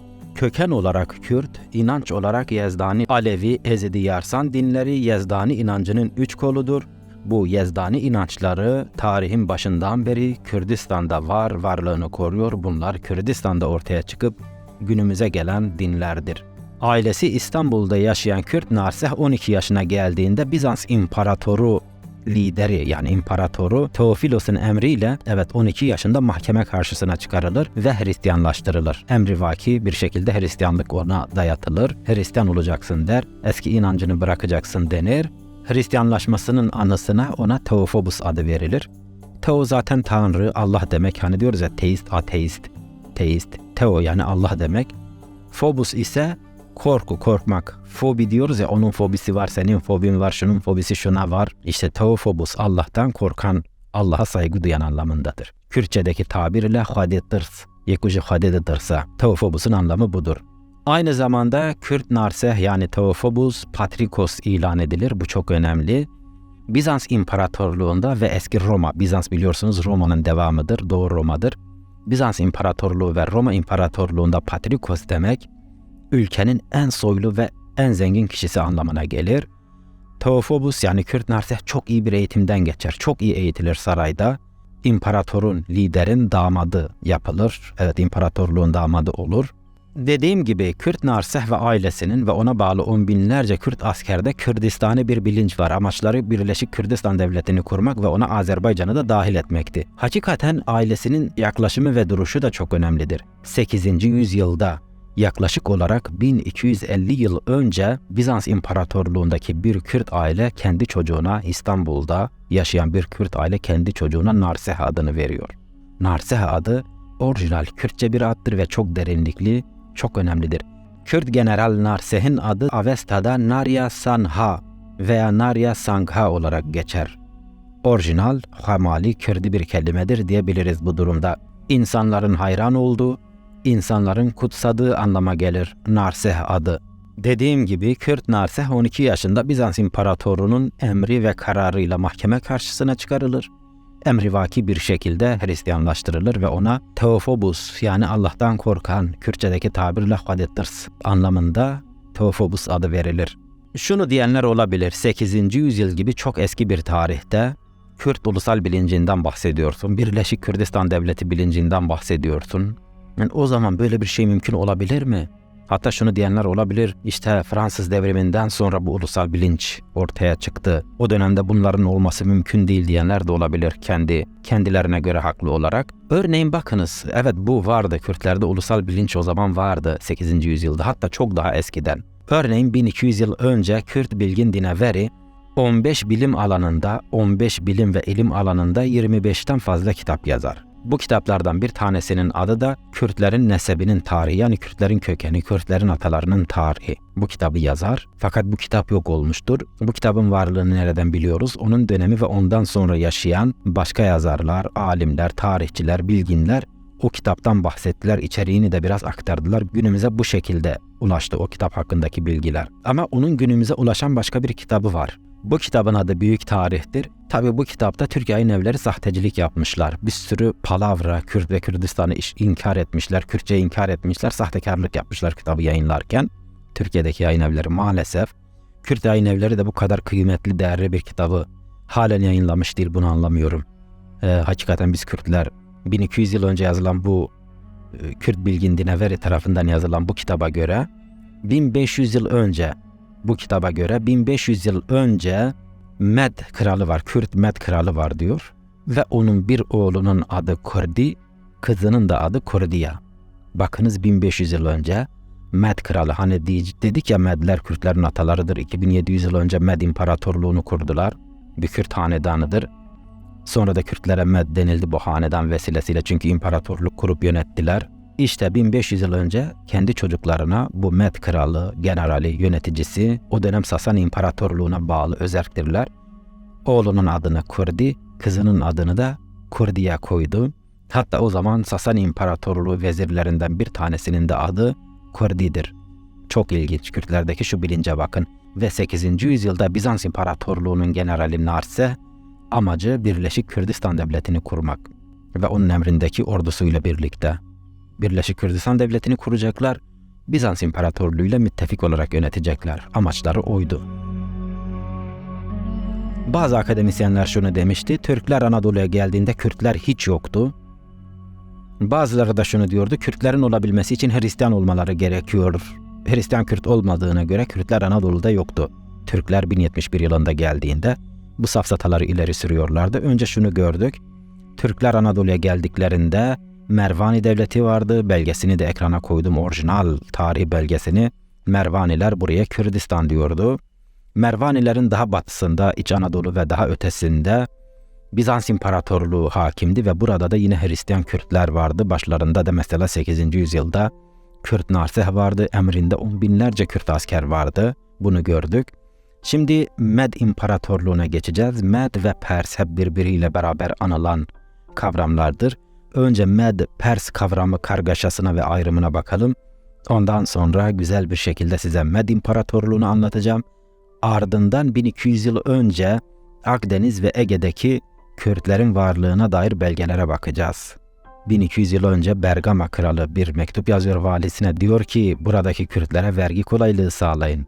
Çünkü onlar sürekli askerlik yapıyorlar, savaştalar, mücadele ediyorlar. Evet, Akdeniz ve Ege'deki Kürtler için söylüyor. Toprakları zaten çoraklaşmış, sürekli mücadele içinde oldukları için. Bunları anlatacağım birazdan. Med-Pers ayrımı, Medler ile Persler arasındaki farklar ve benzerlikler. Kürt tarihini araştırırken şöyle bir şeyle karşılaşabiliyoruz. Örneğin Kürdistan'da Kürtlerin tarihi süreç içerisinde yaptıkları bir yapı veyahut da gerçekleştirdiği tarihi bir olay anlatılırken Persler yaptı diyor bazı kaynaklar. Özellikle eski Avrupalı kaynaklar, hatta 1850'li yıllarda bile Bitlis, Bingöl, Şırnak, Diyarbakır yani Ahmet, Van, Hakkari'deki Kürtler için bile Pers denilmiş. Başka kaynaklarda da bir bakıyoruz ki Persler için Med yani Kürt deniyor. Biliyorsunuz Medler Kürtlerin atalarıdır. Örneğin Yunanlılar ile Persler arasında gerçekleşen savaşı Yunan tarihçileri bir dönem ne olarak yazmışlar biliyor musunuz? Med savaşları. Evet, aynen böyle yazmışlar. Halbuki Perslerle savaşıyorlar. Peki bunların sebebi ne olabilir? Başka çarpıcı bir örnek vereyim. Örneğin Bizans İmparatoru Generali Theophobos var. Asıl adı Kürtçe olan Narseh'tir. Bunu anlatan bazı Bizans tarihçileri şöyle diyorlar. Pers Kürdü. Kürttür, Pers Kürdüdür diyorlar. Halbuki Kürtler Pers değildir. Nasıl olabiliyor bu? Veyahut da Diyarbakır'da Zerzevan Kalesi var. Burada Mitras Tapınağı var. Milattan önce 600'lü yıllarda yapılmış. Yani yaklaşık olarak 2600 yıl önce yapılmış. Bu Mitras Tapınağı'nı yapanlar yerli Persler deniyor. Halbuki Kürtler yapmış. Kürtlerin ataları yaptı. Nasıl oluyor bu? Şimdi buna açıklık getiriyoruz. Medler Kürtlerin atalarıdır. Medler Kürt, Taat, Talış, orijinal Azeri, Belluç, Mazenderani, Semnani ve bunun gibi birkaç halkın atalarıdır, atasıdır. Yani Kürtlerin atalarıdır Medler. Persler ise Fars ve birkaç daha halkın atasıdır. Ve bu Medler ile Persler sürekli iç içe yaşadılar. Bunların ülkesine İran denir. İran'dan kastımız ta Anadolu'da dahil, Pakistan sınırına Orta Asya'ya kadar uzanan coğrafyaya ne denir? İran denir. İran Aryan ülkesi anlamındadır. Bugünkü İran devletiyle karıştırmayalım. Şimdi bu coğrafya üzerinde ilk Aryan devletinin imparatorluğunu kuranlar Kürtlerin ataları Medlerdir. Milattan önce 678 yılında. Milattan önce 678 yılında yani yaklaşık 2700 yıl önce Kürtlerin ataları Medler ilk İran imparatorluğunu, devletini, ülkesini kurdukları için bir dönem yani o dönemlerde bütün İrani halklar için Med denilmeye başlandı. Akademik olsun, akademik olmasın, ansiklopedilere baktığınızda İran tarihi Medlerle başlar. Yani Kürtlerle bakınız. Bu Wikipedia en üstte birinci sırada Medler var, Kürtler. Yani İran tarihini başlatanlar bunlar. Bu tarihi İran ile günümüz İran devletini birbirine karıştırmayın, farklı şeyler. O tarihi İran Aryan ülkesi anlamındadır, söyledim. İşte bu yüzden milattan önce 678 yılından milattan önce 332 yılına kadar Batılı Avrupalı tarihçiler bütün bu İranik halklar için Anadolu'dan tutun Pakistan'a kadar, Orta Asya'ya kadar ki bütün bu Aryanik yani İranik halklar için Med dediler. Yani Kürt dediler, kayıtlara da böyle geçtiler. Anlayacağınız o dönem Perslere de Med deniyordu. Makedonyalı İskender yani Avrupalı İskender kendi devletini, imparatorluğunu kurar ve bölgemize gelir. Kürdistan ve İran'a doğru gelir. Burada Medlerle, Kürtlerle, diğer halklarla, Perslerle karşılaşır. Tabii ki o dönemlerde Pers hanedanı yönetimde hakimdi, en güçlü unsurdu. Büyük İskender'in gelişinden sonra bölgedeki bütün halklar için Pers denir.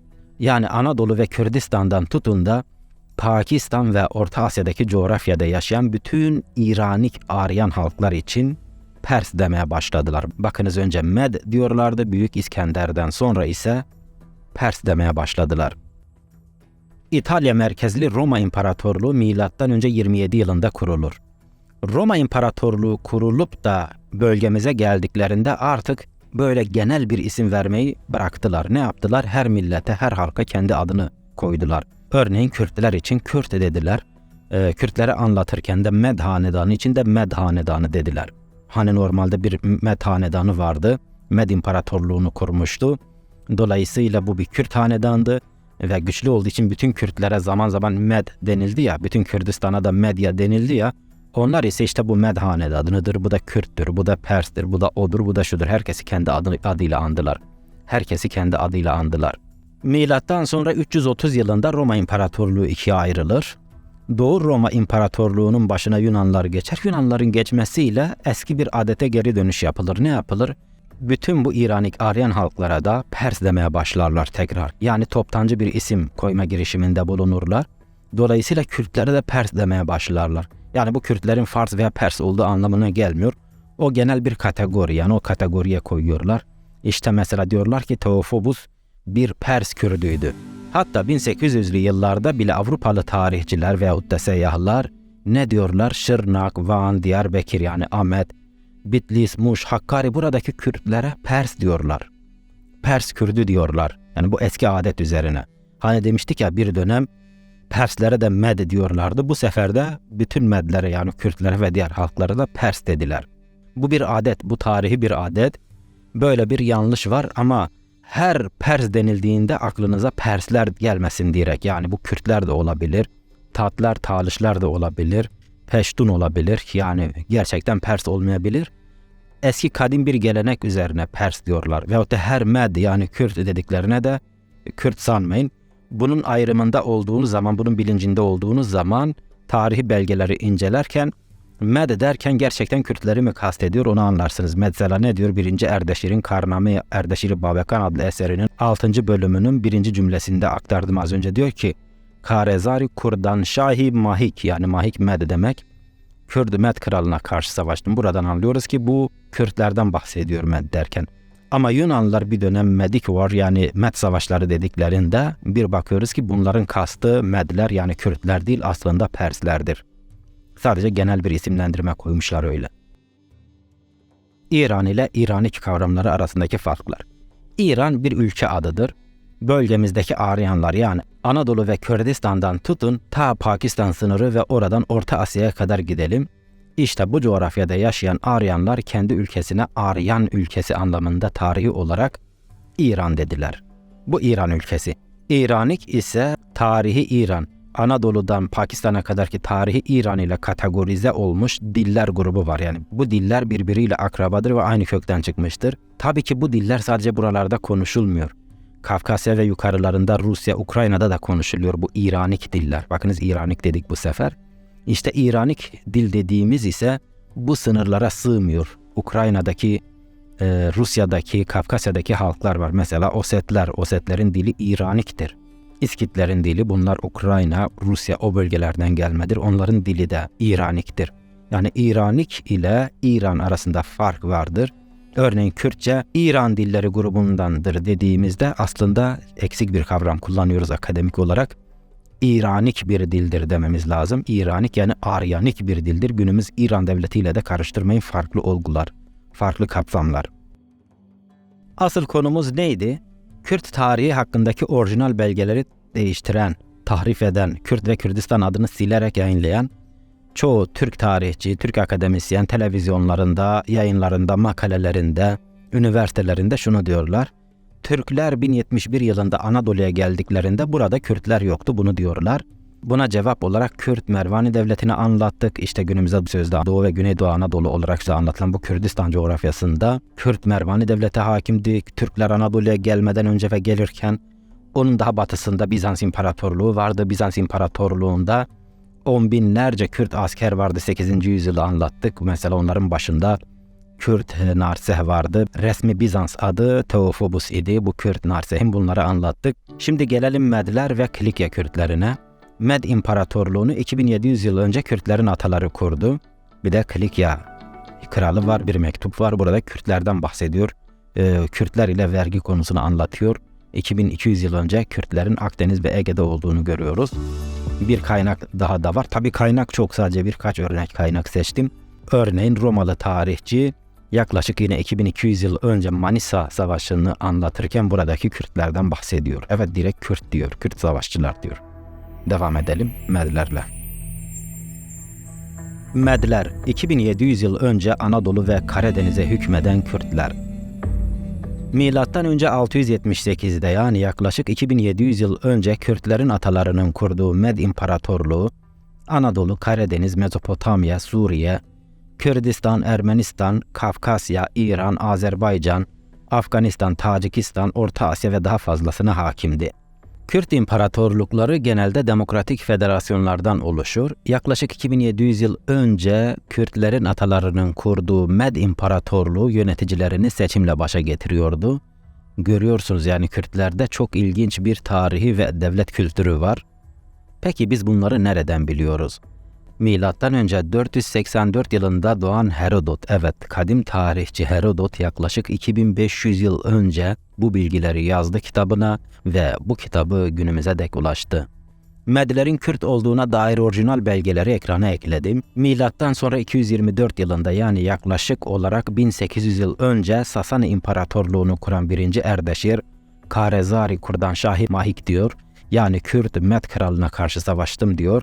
Anlayacağınız tarihte Türk diye bir halk, Türkçe diye bir millet yokken yani 2700 yıl önce Kürtlerin ataları Anadolu'da vardı, Anadolu'da egemendi, medeniyetler kurdu, Med İmparatorluğunu kurdular.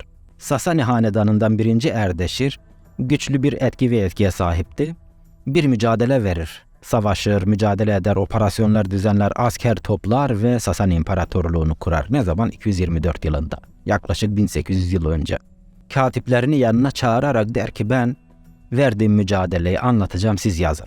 O anlatır, katipleri yazar.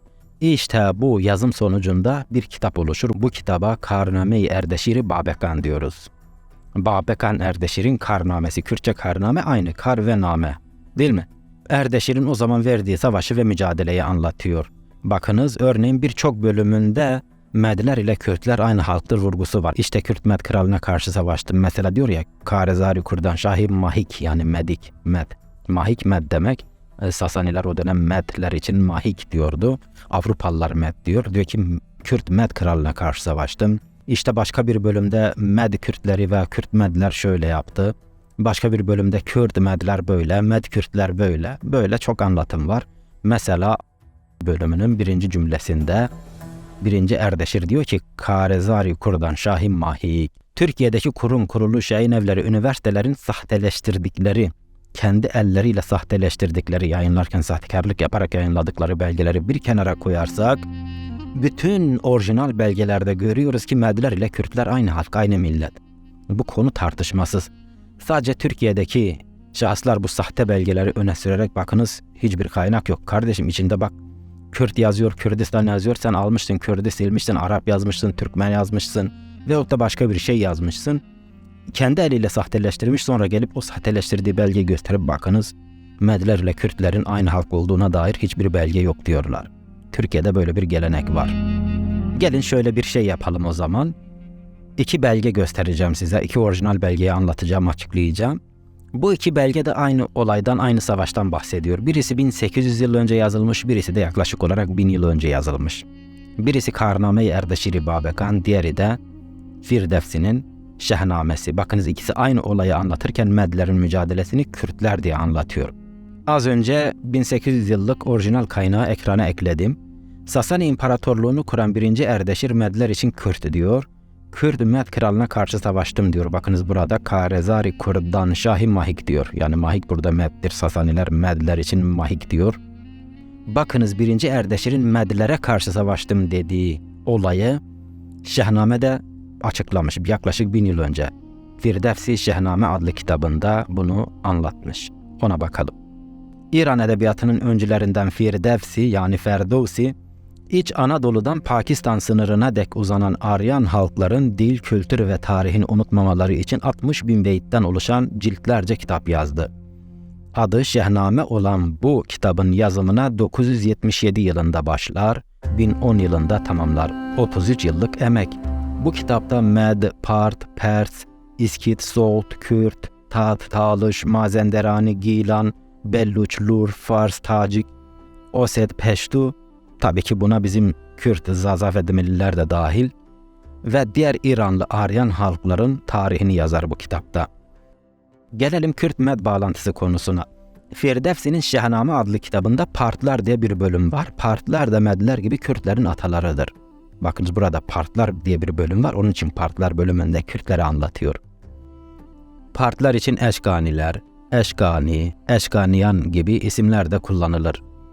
Partlar bölümünde Erdeşir'in Medlere saldırması diye bir bölüm, bir başlık var. İşte bu başlık altında Medler ile Kürtlerin aynı halk olduğunu görüyoruz. Az önce gösterdim size orijinal belgesini. Yaklaşık 1800 yıl önce 1. Erdeşir bu savaşı anlatırken Med Kürtlerine karşı savaştım diyor.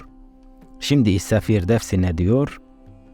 Kürtler ile Erdeşir'in savaşı diyor. Yani Kürtler ile Medler aynı halk, aynı millet, aynı ulus. tartışmasız. Binlerce kaynak gösterebilirim böyle sabaha kadar, akşama kadar hiç tükenmez. Ama bunlar birkaç örnek kaynak. Firdevsi'nin Şehname adlı kitabında Partlar diye bir bölüm var dedik. Partlar da Medler gibi Kürtlerin atalarıdır dedik. Partlar bölümünün 13. kısmında şöyle bir başlık var. Erdeşir Kürtlere saldırıyor. Şehname'nin bu bölümünde Kürtler birlik olunca kendinden 30 kat fazla olan Erdeşir'in ordusunu yendi diye vurguluyor. Şehname adlı bu kitabın orijinalinde Kürtler ile Erdeşir'in savaşı şiirsel bir dille aynen şöyle yazıyor. Kral Erdeşir, Perslerden Kürtlerin asker sayısından 30 kat fazla olan bir ordu kurdu. Kolay bir işti ama zorlaştı çünkü bütün Kürtler birlik oldu. Sabahtan akşama kadar savaştılar. Fakat Erdeşir'in ordusu kaçtı. Savaş meydanında o kadar çok ölü ve yaralı vardı ki hareket edecek alan daraldı. Kral Erdeşir ve basit askerleri dışında general ve komutanlardan hiçbiri savaş meydanında hayatta kalmadı. Yakıcı güneş nedeniyle havaya yükselen toz ve toprak, susuzluktan kuruyan ağızlar ve yara bere içinde diller, gecenin gelişi, havanın kararması, Erdeşir'in kaçıp kurtulması için bir fırsat oldu. Burada iki şey dikkatimizi çekiyor. Birincisi, Kürtler birlik olunca bakınız neler yapıyorlar. Hiçbir güç Kürtlerin karşısında duramaz. Çünkü işgalci değiliz, kendi toprağımızdayız ve milyonlarlayız ve haklıyız. Yani em hakkın em behakkın. Haklıyız. Buradan çıkaracağımız ikinci sonuç da şudur. Milattan önce 678 yılında yani yaklaşık olarak 2700 yıl önce kurulan Med İmparatorluğu bir Kürt İmparatorluğudur. Yani Medler ile Kürtler aynı halktır, aynı ulustur, aynı millettir. Evet, Medler dedik. Anadolu, Karadeniz, Mezopotamya, Suriye, Kürdistan, Kafkasya, İran, Azerbaycan, Afganistan, Tacikistan, Orta Asya ve daha fazlasında egemen olan Medler, Kürtlerin atalarıdır. Kürtler ile Medler aynı halktır. Firdevsi'nin Şehname adlı bu eserini, bu kitabını başta Türkiye Milli Eğitim Bakanlığı olmak üzere ve diğer Türk yayın evleri tercüme etti, yayınladı. Fakat tercüme edip yayınlarken Kürt adlarını siliyorlar. Asıl trajedi olan şudur, yani belgede sahtecilik, sahtekarlık yapıyorlar. Daha da büyük trajedi nedir biliyor musunuz? Bu gibi kaynaklarda Kürtlerden iyi ve normal bahsedilen yerleri siliyorlar. Kürtlerden olumsuz, kötü bahsedilen bir iki yer varsa da onları olduğu gibi bırakıyorlar. Orayı silmiyorlar. Yani bundan daha büyük bir Kürt düşmanlığı olabilir mi? Tarihte hiçbir millet başka bir millete bu kadar azılı, aşırı ve hain ve sinsice düşman olmamıştır. Yani yeryüzünde bunların örneği yok. Yani böyle bir örnek yok, tartışmasız bir şekilde. Yok, bir düşmanlık falan yok demek bile bu düşmanlığı desteklemektir. Çünkü bir kin, nefret, inkar ve imha var. Sen kalkıp da öyle bir şey yok diyorsan o inkar ve imhayı desteklemiş oluyorsun. O sahtekarlığı, sahteciliği desteklemiş oluyorsun tepki vermemekle. Tepki vereceksin, ortaya koyacaksın tepkini. Medler ile Kürtlerin aynı halk, aynı toplum, aynı ulus olduğunu söyleyen çok kaynak var. Örneğin 12. yüzyılda Hayton of Coricus bir kitap yazar, Latince bir kitaptır. Bu kitabında Selahaddin Eyyubi'yi Med olarak tanıtırken Medlerin Kürt olduğunu, Kürtlerin de Med olduğunu, ikisinin aynı halk olduğunu söylüyor. Diyor ki Etmedi Kuyu Kurdins. Özellikle Selahaddin Eyyubi Mısır'ı ele geçirirken diyor ki Medler Mısır'ı ele geçirdi. Medler ki onlara Kürt denir. Etmedi Kuyu Kurdins diyor. Bakınız burada Hayton'un kitabı. Bunun gibi çok fazla kaynak var. Medler ile Kürtlerin aynı ulus olduğunu, bu konuda hiçbir tartışma yok. Sadece Kürt düşmanları, inkarcılar Medler ile Kürtler aynı halk, aynı ulus değildir veyahut da tartışmalıdır diyorlar son zamanlarda belgeleri gördükçe. Ama aslında aynı halktır. Belgeler kesin ve nettir. Kürtlerin ataları Medler milattan önce 678 yılında yani yaklaşık olarak 2700 yıl önce Med İmparatorluğunu Anadolu, Karadeniz ve Kürdistan'dan tutun da Pakistan sınırına, oradan Orta Asya'yı da içine alacak şekilde bu coğrafyada kuruldu dedik. 2700 yıl önce. Örneğin milattan önce 1500 yılında yani yaklaşık 3500 yıl önce Kürtlerin ataları Mitanniler, bakınız Mitanni İmparatorluğunu şu bölgelerde kurdu. Anadolu'nun doğusu olarak adlandırılan bölge Adana, Mersin, Kayseri, Erzurum, Erzincan, Elazığ, Urmiye, Kerkük, Süleymaniye, Erbil, Musul, Kamışlı yani Kamışlı, günümüz Rojava Kürdistan'ı da dahil, buna Kilis, Hatay, Suriye'de dahildir. Evet, görüyorsunuz 3500 yıl önce, milattan önce 1500 yılında Kürtlerin ataları Mitanni İmparatorluğunu kuruyor. Ben de Mitanni hanedanından bir bireyim. Sindi aşireti Mitannilerdir. Goy aşireti ise Gutilerdir. Yani Kürtlerin kimin nereden geldiği bellidir. Yani Kürtlerin aşiretini bildiğiniz zaman bir uzman eşliğinde 3500, 4000, 5000 yıl önceye kadar geri gidebiliyorsunuz. Hatta sadece bu değil, mesela Kürtlerin başlıklarını bağlama şekli, biz cemedanı diyoruz ya. Sadece onun bağlanma şekline bile baktığınızda bir Kürdün tabii ki usulüne göre, kendi kültürüne göre, bölgesel, yöresel kültürüne göre, aşiretine göre bağladığı zaman, usulüne göre bağladığı zaman, atasından aldığı miras ile o cemedani dediğimiz başlığı doğru bağladığı zaman, sadece o başlıktan yola çıkarak o Kürdün binlerce yıllık soyu, sopu, atası, tarihi ortaya çıkıyor. Yani bu kadın veya bu adam Guti mi, Huri mi, Mitanni mi, Med mi ve bunların hangi aşiretindendir, hepsi tek tek ortaya çıkıyor. Tabii ki maalesef Kürtlerin bu kadar derinlikli, bu kadar büyük bir tarihi var. Sahip çıkılmadı, çıkılmıyor, yapılacak çok şey var. Sadece bu cemedani dediğimiz, şaşık dediğimiz başlıklar var ya, bağlama şekilleri, bunlar ile ilgili bile bir müze kurulabilirdi. Ama yapılmadı. Bu gibi projeler sunuldu. Kürtler de destek vermedi. Kürtler bu gibi konulara hiç destek vermiyor. Çok ilginçtir ki Amerika'da bir toplantı yapıldı 95-96 yıllarında. Bunun için bütün Kürt iş insanları orada toplandı. Amerikalı senatörler, milletvekilleri, iş insanları da geldi. Amerikalılar biraz yardım etti ama Kürtler sadece $1500 yeme içme masrafını ödedi. Onun için müze için hiçbir destek, $1 bile bağışlamadılar ve o proje, bazı Amerika'daki profesörler başta Mehrdad Reizade olmak üzere bunu organize etmişti, desteklemediler. Kürtler bu gibi projeleri desteklemiyorlar ya, basit bir YouTube kanalı, onu bile desteklemiyorsunuz. Onun için de çok az video yapabiliyoruz, görüyor musunuz? Yani bunu değiştirmemiz lazım kıymetli Kürtler, bu böyle olmaz. Kürtlerin ataları Medler 2700 yıl önce, Kürtlerin ataları Mitanniler 3500 yıl önce, tabi arada başka Kürt uygarlıkları da var Kürtlerin atalarının kurduğu. Ve daha eskiye gidelim, 4000, 5000, 6000 yıl önce de Kürtlerin ataları Hurriler, bu Anadolu olarak adlandırdığımız bölge ve Kürdistan'da egemendi medeniyetler kurdular. Bunlar Kürtlerin atalarıdır. Bunları zaten detaylı anlatıyorum belgelerle, akademik çalışmalarla, literatürle. Hatta Kürt adı 5000-6000 yıl önce yaşayan Kürtlerin atalarından Hurilerin Kurti adından gelir. Kurti. Bakınız haritada gösteriyorum, Van Gölü'nün güneyinde Kurtiler var. Kürtlerin Hurili ataları da yaklaşık olarak 4-5-6 bin yıl önce Anadolu, Mezopotamya, Kürdistan ve Suriye'de egemendi, hükmetti. Buralarda medeniyetler kurdular, devlet ve imparatorluklar kurdular. Hakikat bu iken Türkiye'deki tarihçiler, üniversiteler, kurum ve kuruluşlar önce geliyorlar, Kürt tarihi hakkındaki belgeleri kendi elleriyle sahteleştiriyorlar. Kürdistan adını siliyorlar. Kürtler ile ilgili olumlu ne kadar şey varsa silip sahteleştirerek yayınlıyorlar. Sonra kendi elleriyle sahteleştirdikleri bu belgeleri alıp televizyonlarında, makalelerinde gösterip bakınız Kürtler yoktur diyorlar. Kürtler yoktu. 1071 yılında Türkler Anadolu'ya geldiklerinde Kürtler yoktu diyorlar. Halbuki gördü, Kürtler vardı, Kürt devletleri vardı, imparatorluk ve medeniyetleri vardı. Orijinal belgeler eşliğinde gösterdim. Likya Kürtleri, 2200 yıl önce Ege ve Akdeniz'de yerleşik olan Kürtler. Pergamon Krallığı ya da Bergama Krallığı olarak adlandırılan bir krallık var. Bu yaklaşık olarak 2200 yıl önce Anadolu'nun batısında egemen olan bir krallık. Milattan önce 241 yılında kurulmuştur. Pergamon Krallığı kralı 2. Emones, valiye, kendi valisine veyahut da prens de olabilir, Kürtlerle ilgili bir mektup yazar. Mektubun bir kopyasını da herkes görsün diye Fethiye'deki bir kayanın üzerine yazar.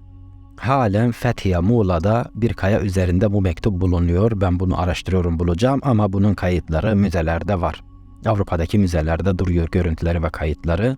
Milattan önce 181 yılında, yani yaklaşık 2200 yıl önce yazılan bu mektupta şu bilgiler veriliyor. Muğla, Denizli ve Burdur bölgesindeki Kardaklar yani Kürtler sık sık askere çağrıldıkları için topraklarının ekimiyle ilgilenecek zaman bulamıyorlar. Bu yüzden şartlarının iyileştirilmesi, vergi muafiyetine tabi tutulmaları gerektiği vurgulanıyor. Görüyorsunuz ki yaklaşık 2200 yıl önce Muğla, Denizli ve Burdur'daki Kürtler için Kardakyan yani Kürdistan kolonisi kurulmuştu. Görüyoruz ki 2200 yıl önce daha Türk diye bir halk, Türkçe diye bir dil yokken bile Kürtler Muğla, Burdur ve Denizli'de yerleşikti. Sonra kalkıp diyorlar ki 1071 yılında Türkler Anadolu'ya geldiklerinde Kürtler yoktu. Hey mağlamı. Hey. Bakın Kürtler 2200 yıl önce Manisa'da da vardı. Milattan önce 190 yılında Magnesia et Spilum. Evet, yani günümüz Manisa bölgesinde Kürtlerin burada bir savaşa katıldığını görüyoruz. O dönemlerin arşiv kayıtları kitaplar halinde günümüze dek ulaşmıştır. Kürtlerin buradaki varlığı şu kaynaklar vesilesiyle günümüze ulaşmıştır. Roma İmparatorluğu ile Selukoslar arasında gerçekleşen savaşta Kürtlerin yer aldığı kaydedildi. Titus Livius adlı Romalı tarihçi bütün detaylarıyla bunları yazdıkları günümüze dek ulaştı. Hatta hangi cephede, hangi savaşta kaç tane Med Kürdü ve kaç tane diğer Kürtler var, hangi silahları kullanıyor, bütün bunlar detaylı anlatılmış. Bunlar başka videoların konuları.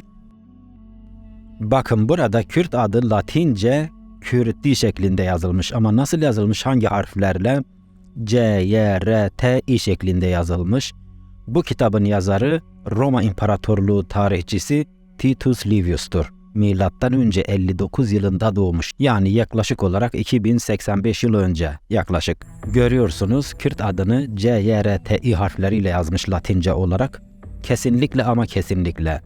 Latince'deki bakınız şu Kürt adının yazılımına bakın. Latince'deki C, K olarak okunur. K. Y de Ü olarak okunur. Dolayısıyla CRTI yazımı Kürdi olarak okunur. Şu İngilizce çevirisi olduğu için an da bir ektir. Kürtiyan diye yapmış İngilizce. Yani Kürdiler ya da Kürtler. Evet, bildiğimiz Kürt. Yani Kürt olarak söyleniyordu kadim Latince'de. Kürdi, Kürt. Hatırlarsanız anlatıyorum videolarımda sık sık. Kürt adı Kürtlerin 5-6 bin yıl önceki atalarından olan Hurri halklarından bir halkın adıdır. Van Gölü'nün güneyinde Hurri halklarından bir halk var. Hurriler Kürtlerin atalarıdır. O Van Gölü'nün güneyindeki halkın adı Kürdi ve Kürt adı oradan gelmektedir. Şuna da dikkat edin lütfen. Bu kadim Latince kitabı İngilizceye tercüme eden çevirmen, Kürdi adını İngilizceye tercüme etmemiş. Yani İngilizce alfabeye uyarlamamış, olduğu gibi Latince'ye göre yazmış. Normalde öyle yapmaması gerekiyordu. Bu metin baştan aşağı İngilizce olduğu için, çünkü İngilizceye tercüme edilmiş, doğal olarak bu İngilizcedir. İnsanlar İngilizce alfabeye göre okuyor, buraya geliyor.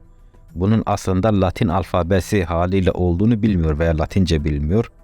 Ne yapıyor? Yine İngilizce alfabesine göre devam ediyor. Kürdi adını Sörta diye okuyup geçer ve bunun Kürt adı olduğunu fark etmez.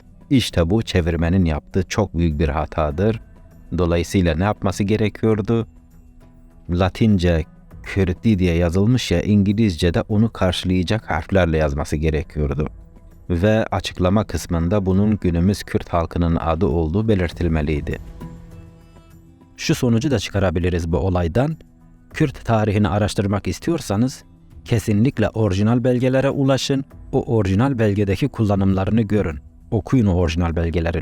Bakın milattan önce 59'da, yani yaklaşık 2100 yıl önce doğan Roma İmparatorluğu tarihçisi Titus Livius'un yazdığı kitap dizisinin 42'ye 58.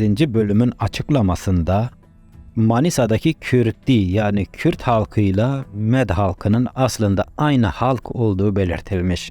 Hani dedik ya, bak burada CRTI yazılır, o Kürdi diye okunur. Latince'de CRTI yazımı Kürdi olarak okunur. Aynen öyle, Kürdi. Yani diyor ki Kürdi ile Medler aynı halktır. Zaten az önce Medler ile Kürtlerin aynı halk olduğunu belirten 1800 yıllık Karname-i Erdeşir-i Babekan adlı orijinal kaynak ve diğer orijinal kaynakları da ekrana ekleyip hepinizin gözleri önünde okudum, tercüme ettim. Görüyoruz ki Türkler 1071 yılında gelip Anadolu'ya yerleşti ya, ondan önceki dönemlerde Kürtler vardı. Anadolu'nun doğusunda, güneydoğusunda, İç Anadolu'da, Karadeniz'de, Akdeniz'de, Ege'de, Marmara'da, bütün bu bölgelerde, İstanbul dahil Kürtler vardı, Kürt devletleri vardı, Kürtler imparatorluklar kurdu Anadolu ve Karadeniz'de. Bu videoda bütün bunları detaylarıyla, belgeleriyle anlattım. Dolayısıyla Türk tarihçilerin televizyonlarda, üniversitelerde, makalelerde kendi elleriyle sahteleştirdikleri belgeleri gösterip Kürtler Anadolu'da yoktu, Türkler geldiklerinde şeklindeki söylemleri, iddiaları safsatadır, yalandır, dolandır. Yani bilinçli olarak yalanlara dayanıyor. Çünkü bütün bu video boyunca birkaç örnekte gösterdim. Bunlar belgeleri alıp Kürdistan adını kendi elleriyle siliyorlar. Yani bilinçli olarak sahtekarlık yapıyorlar. Ben Bedel Boseli, Kürtlerin dili, kültürü ve tarihi hakkında orijinal özgün araştırmalar yapıyorum, videoya dönüştürüyorum ve videolarımda gördüğünüz gibi orijinal belgelerle cevap veriyorum, anlatımlar yapıyorum, sunumlar yapıyorum. Çok daha önemli olan bir şey var. Bütün bu çalışmaları benim tek başıma yapmam mümkün değil. Bunun için ekonomik destek gerekiyor, vermeniz şart. Bana çok pahalıya mal olan bu çalışmalara destek olup ağır yükümü hafifletmek isteyenler benimle iletişime geçebilir. İletişim bilgileri Bedel Boseli adlı resmi sayfa ve videolarımın altındadır.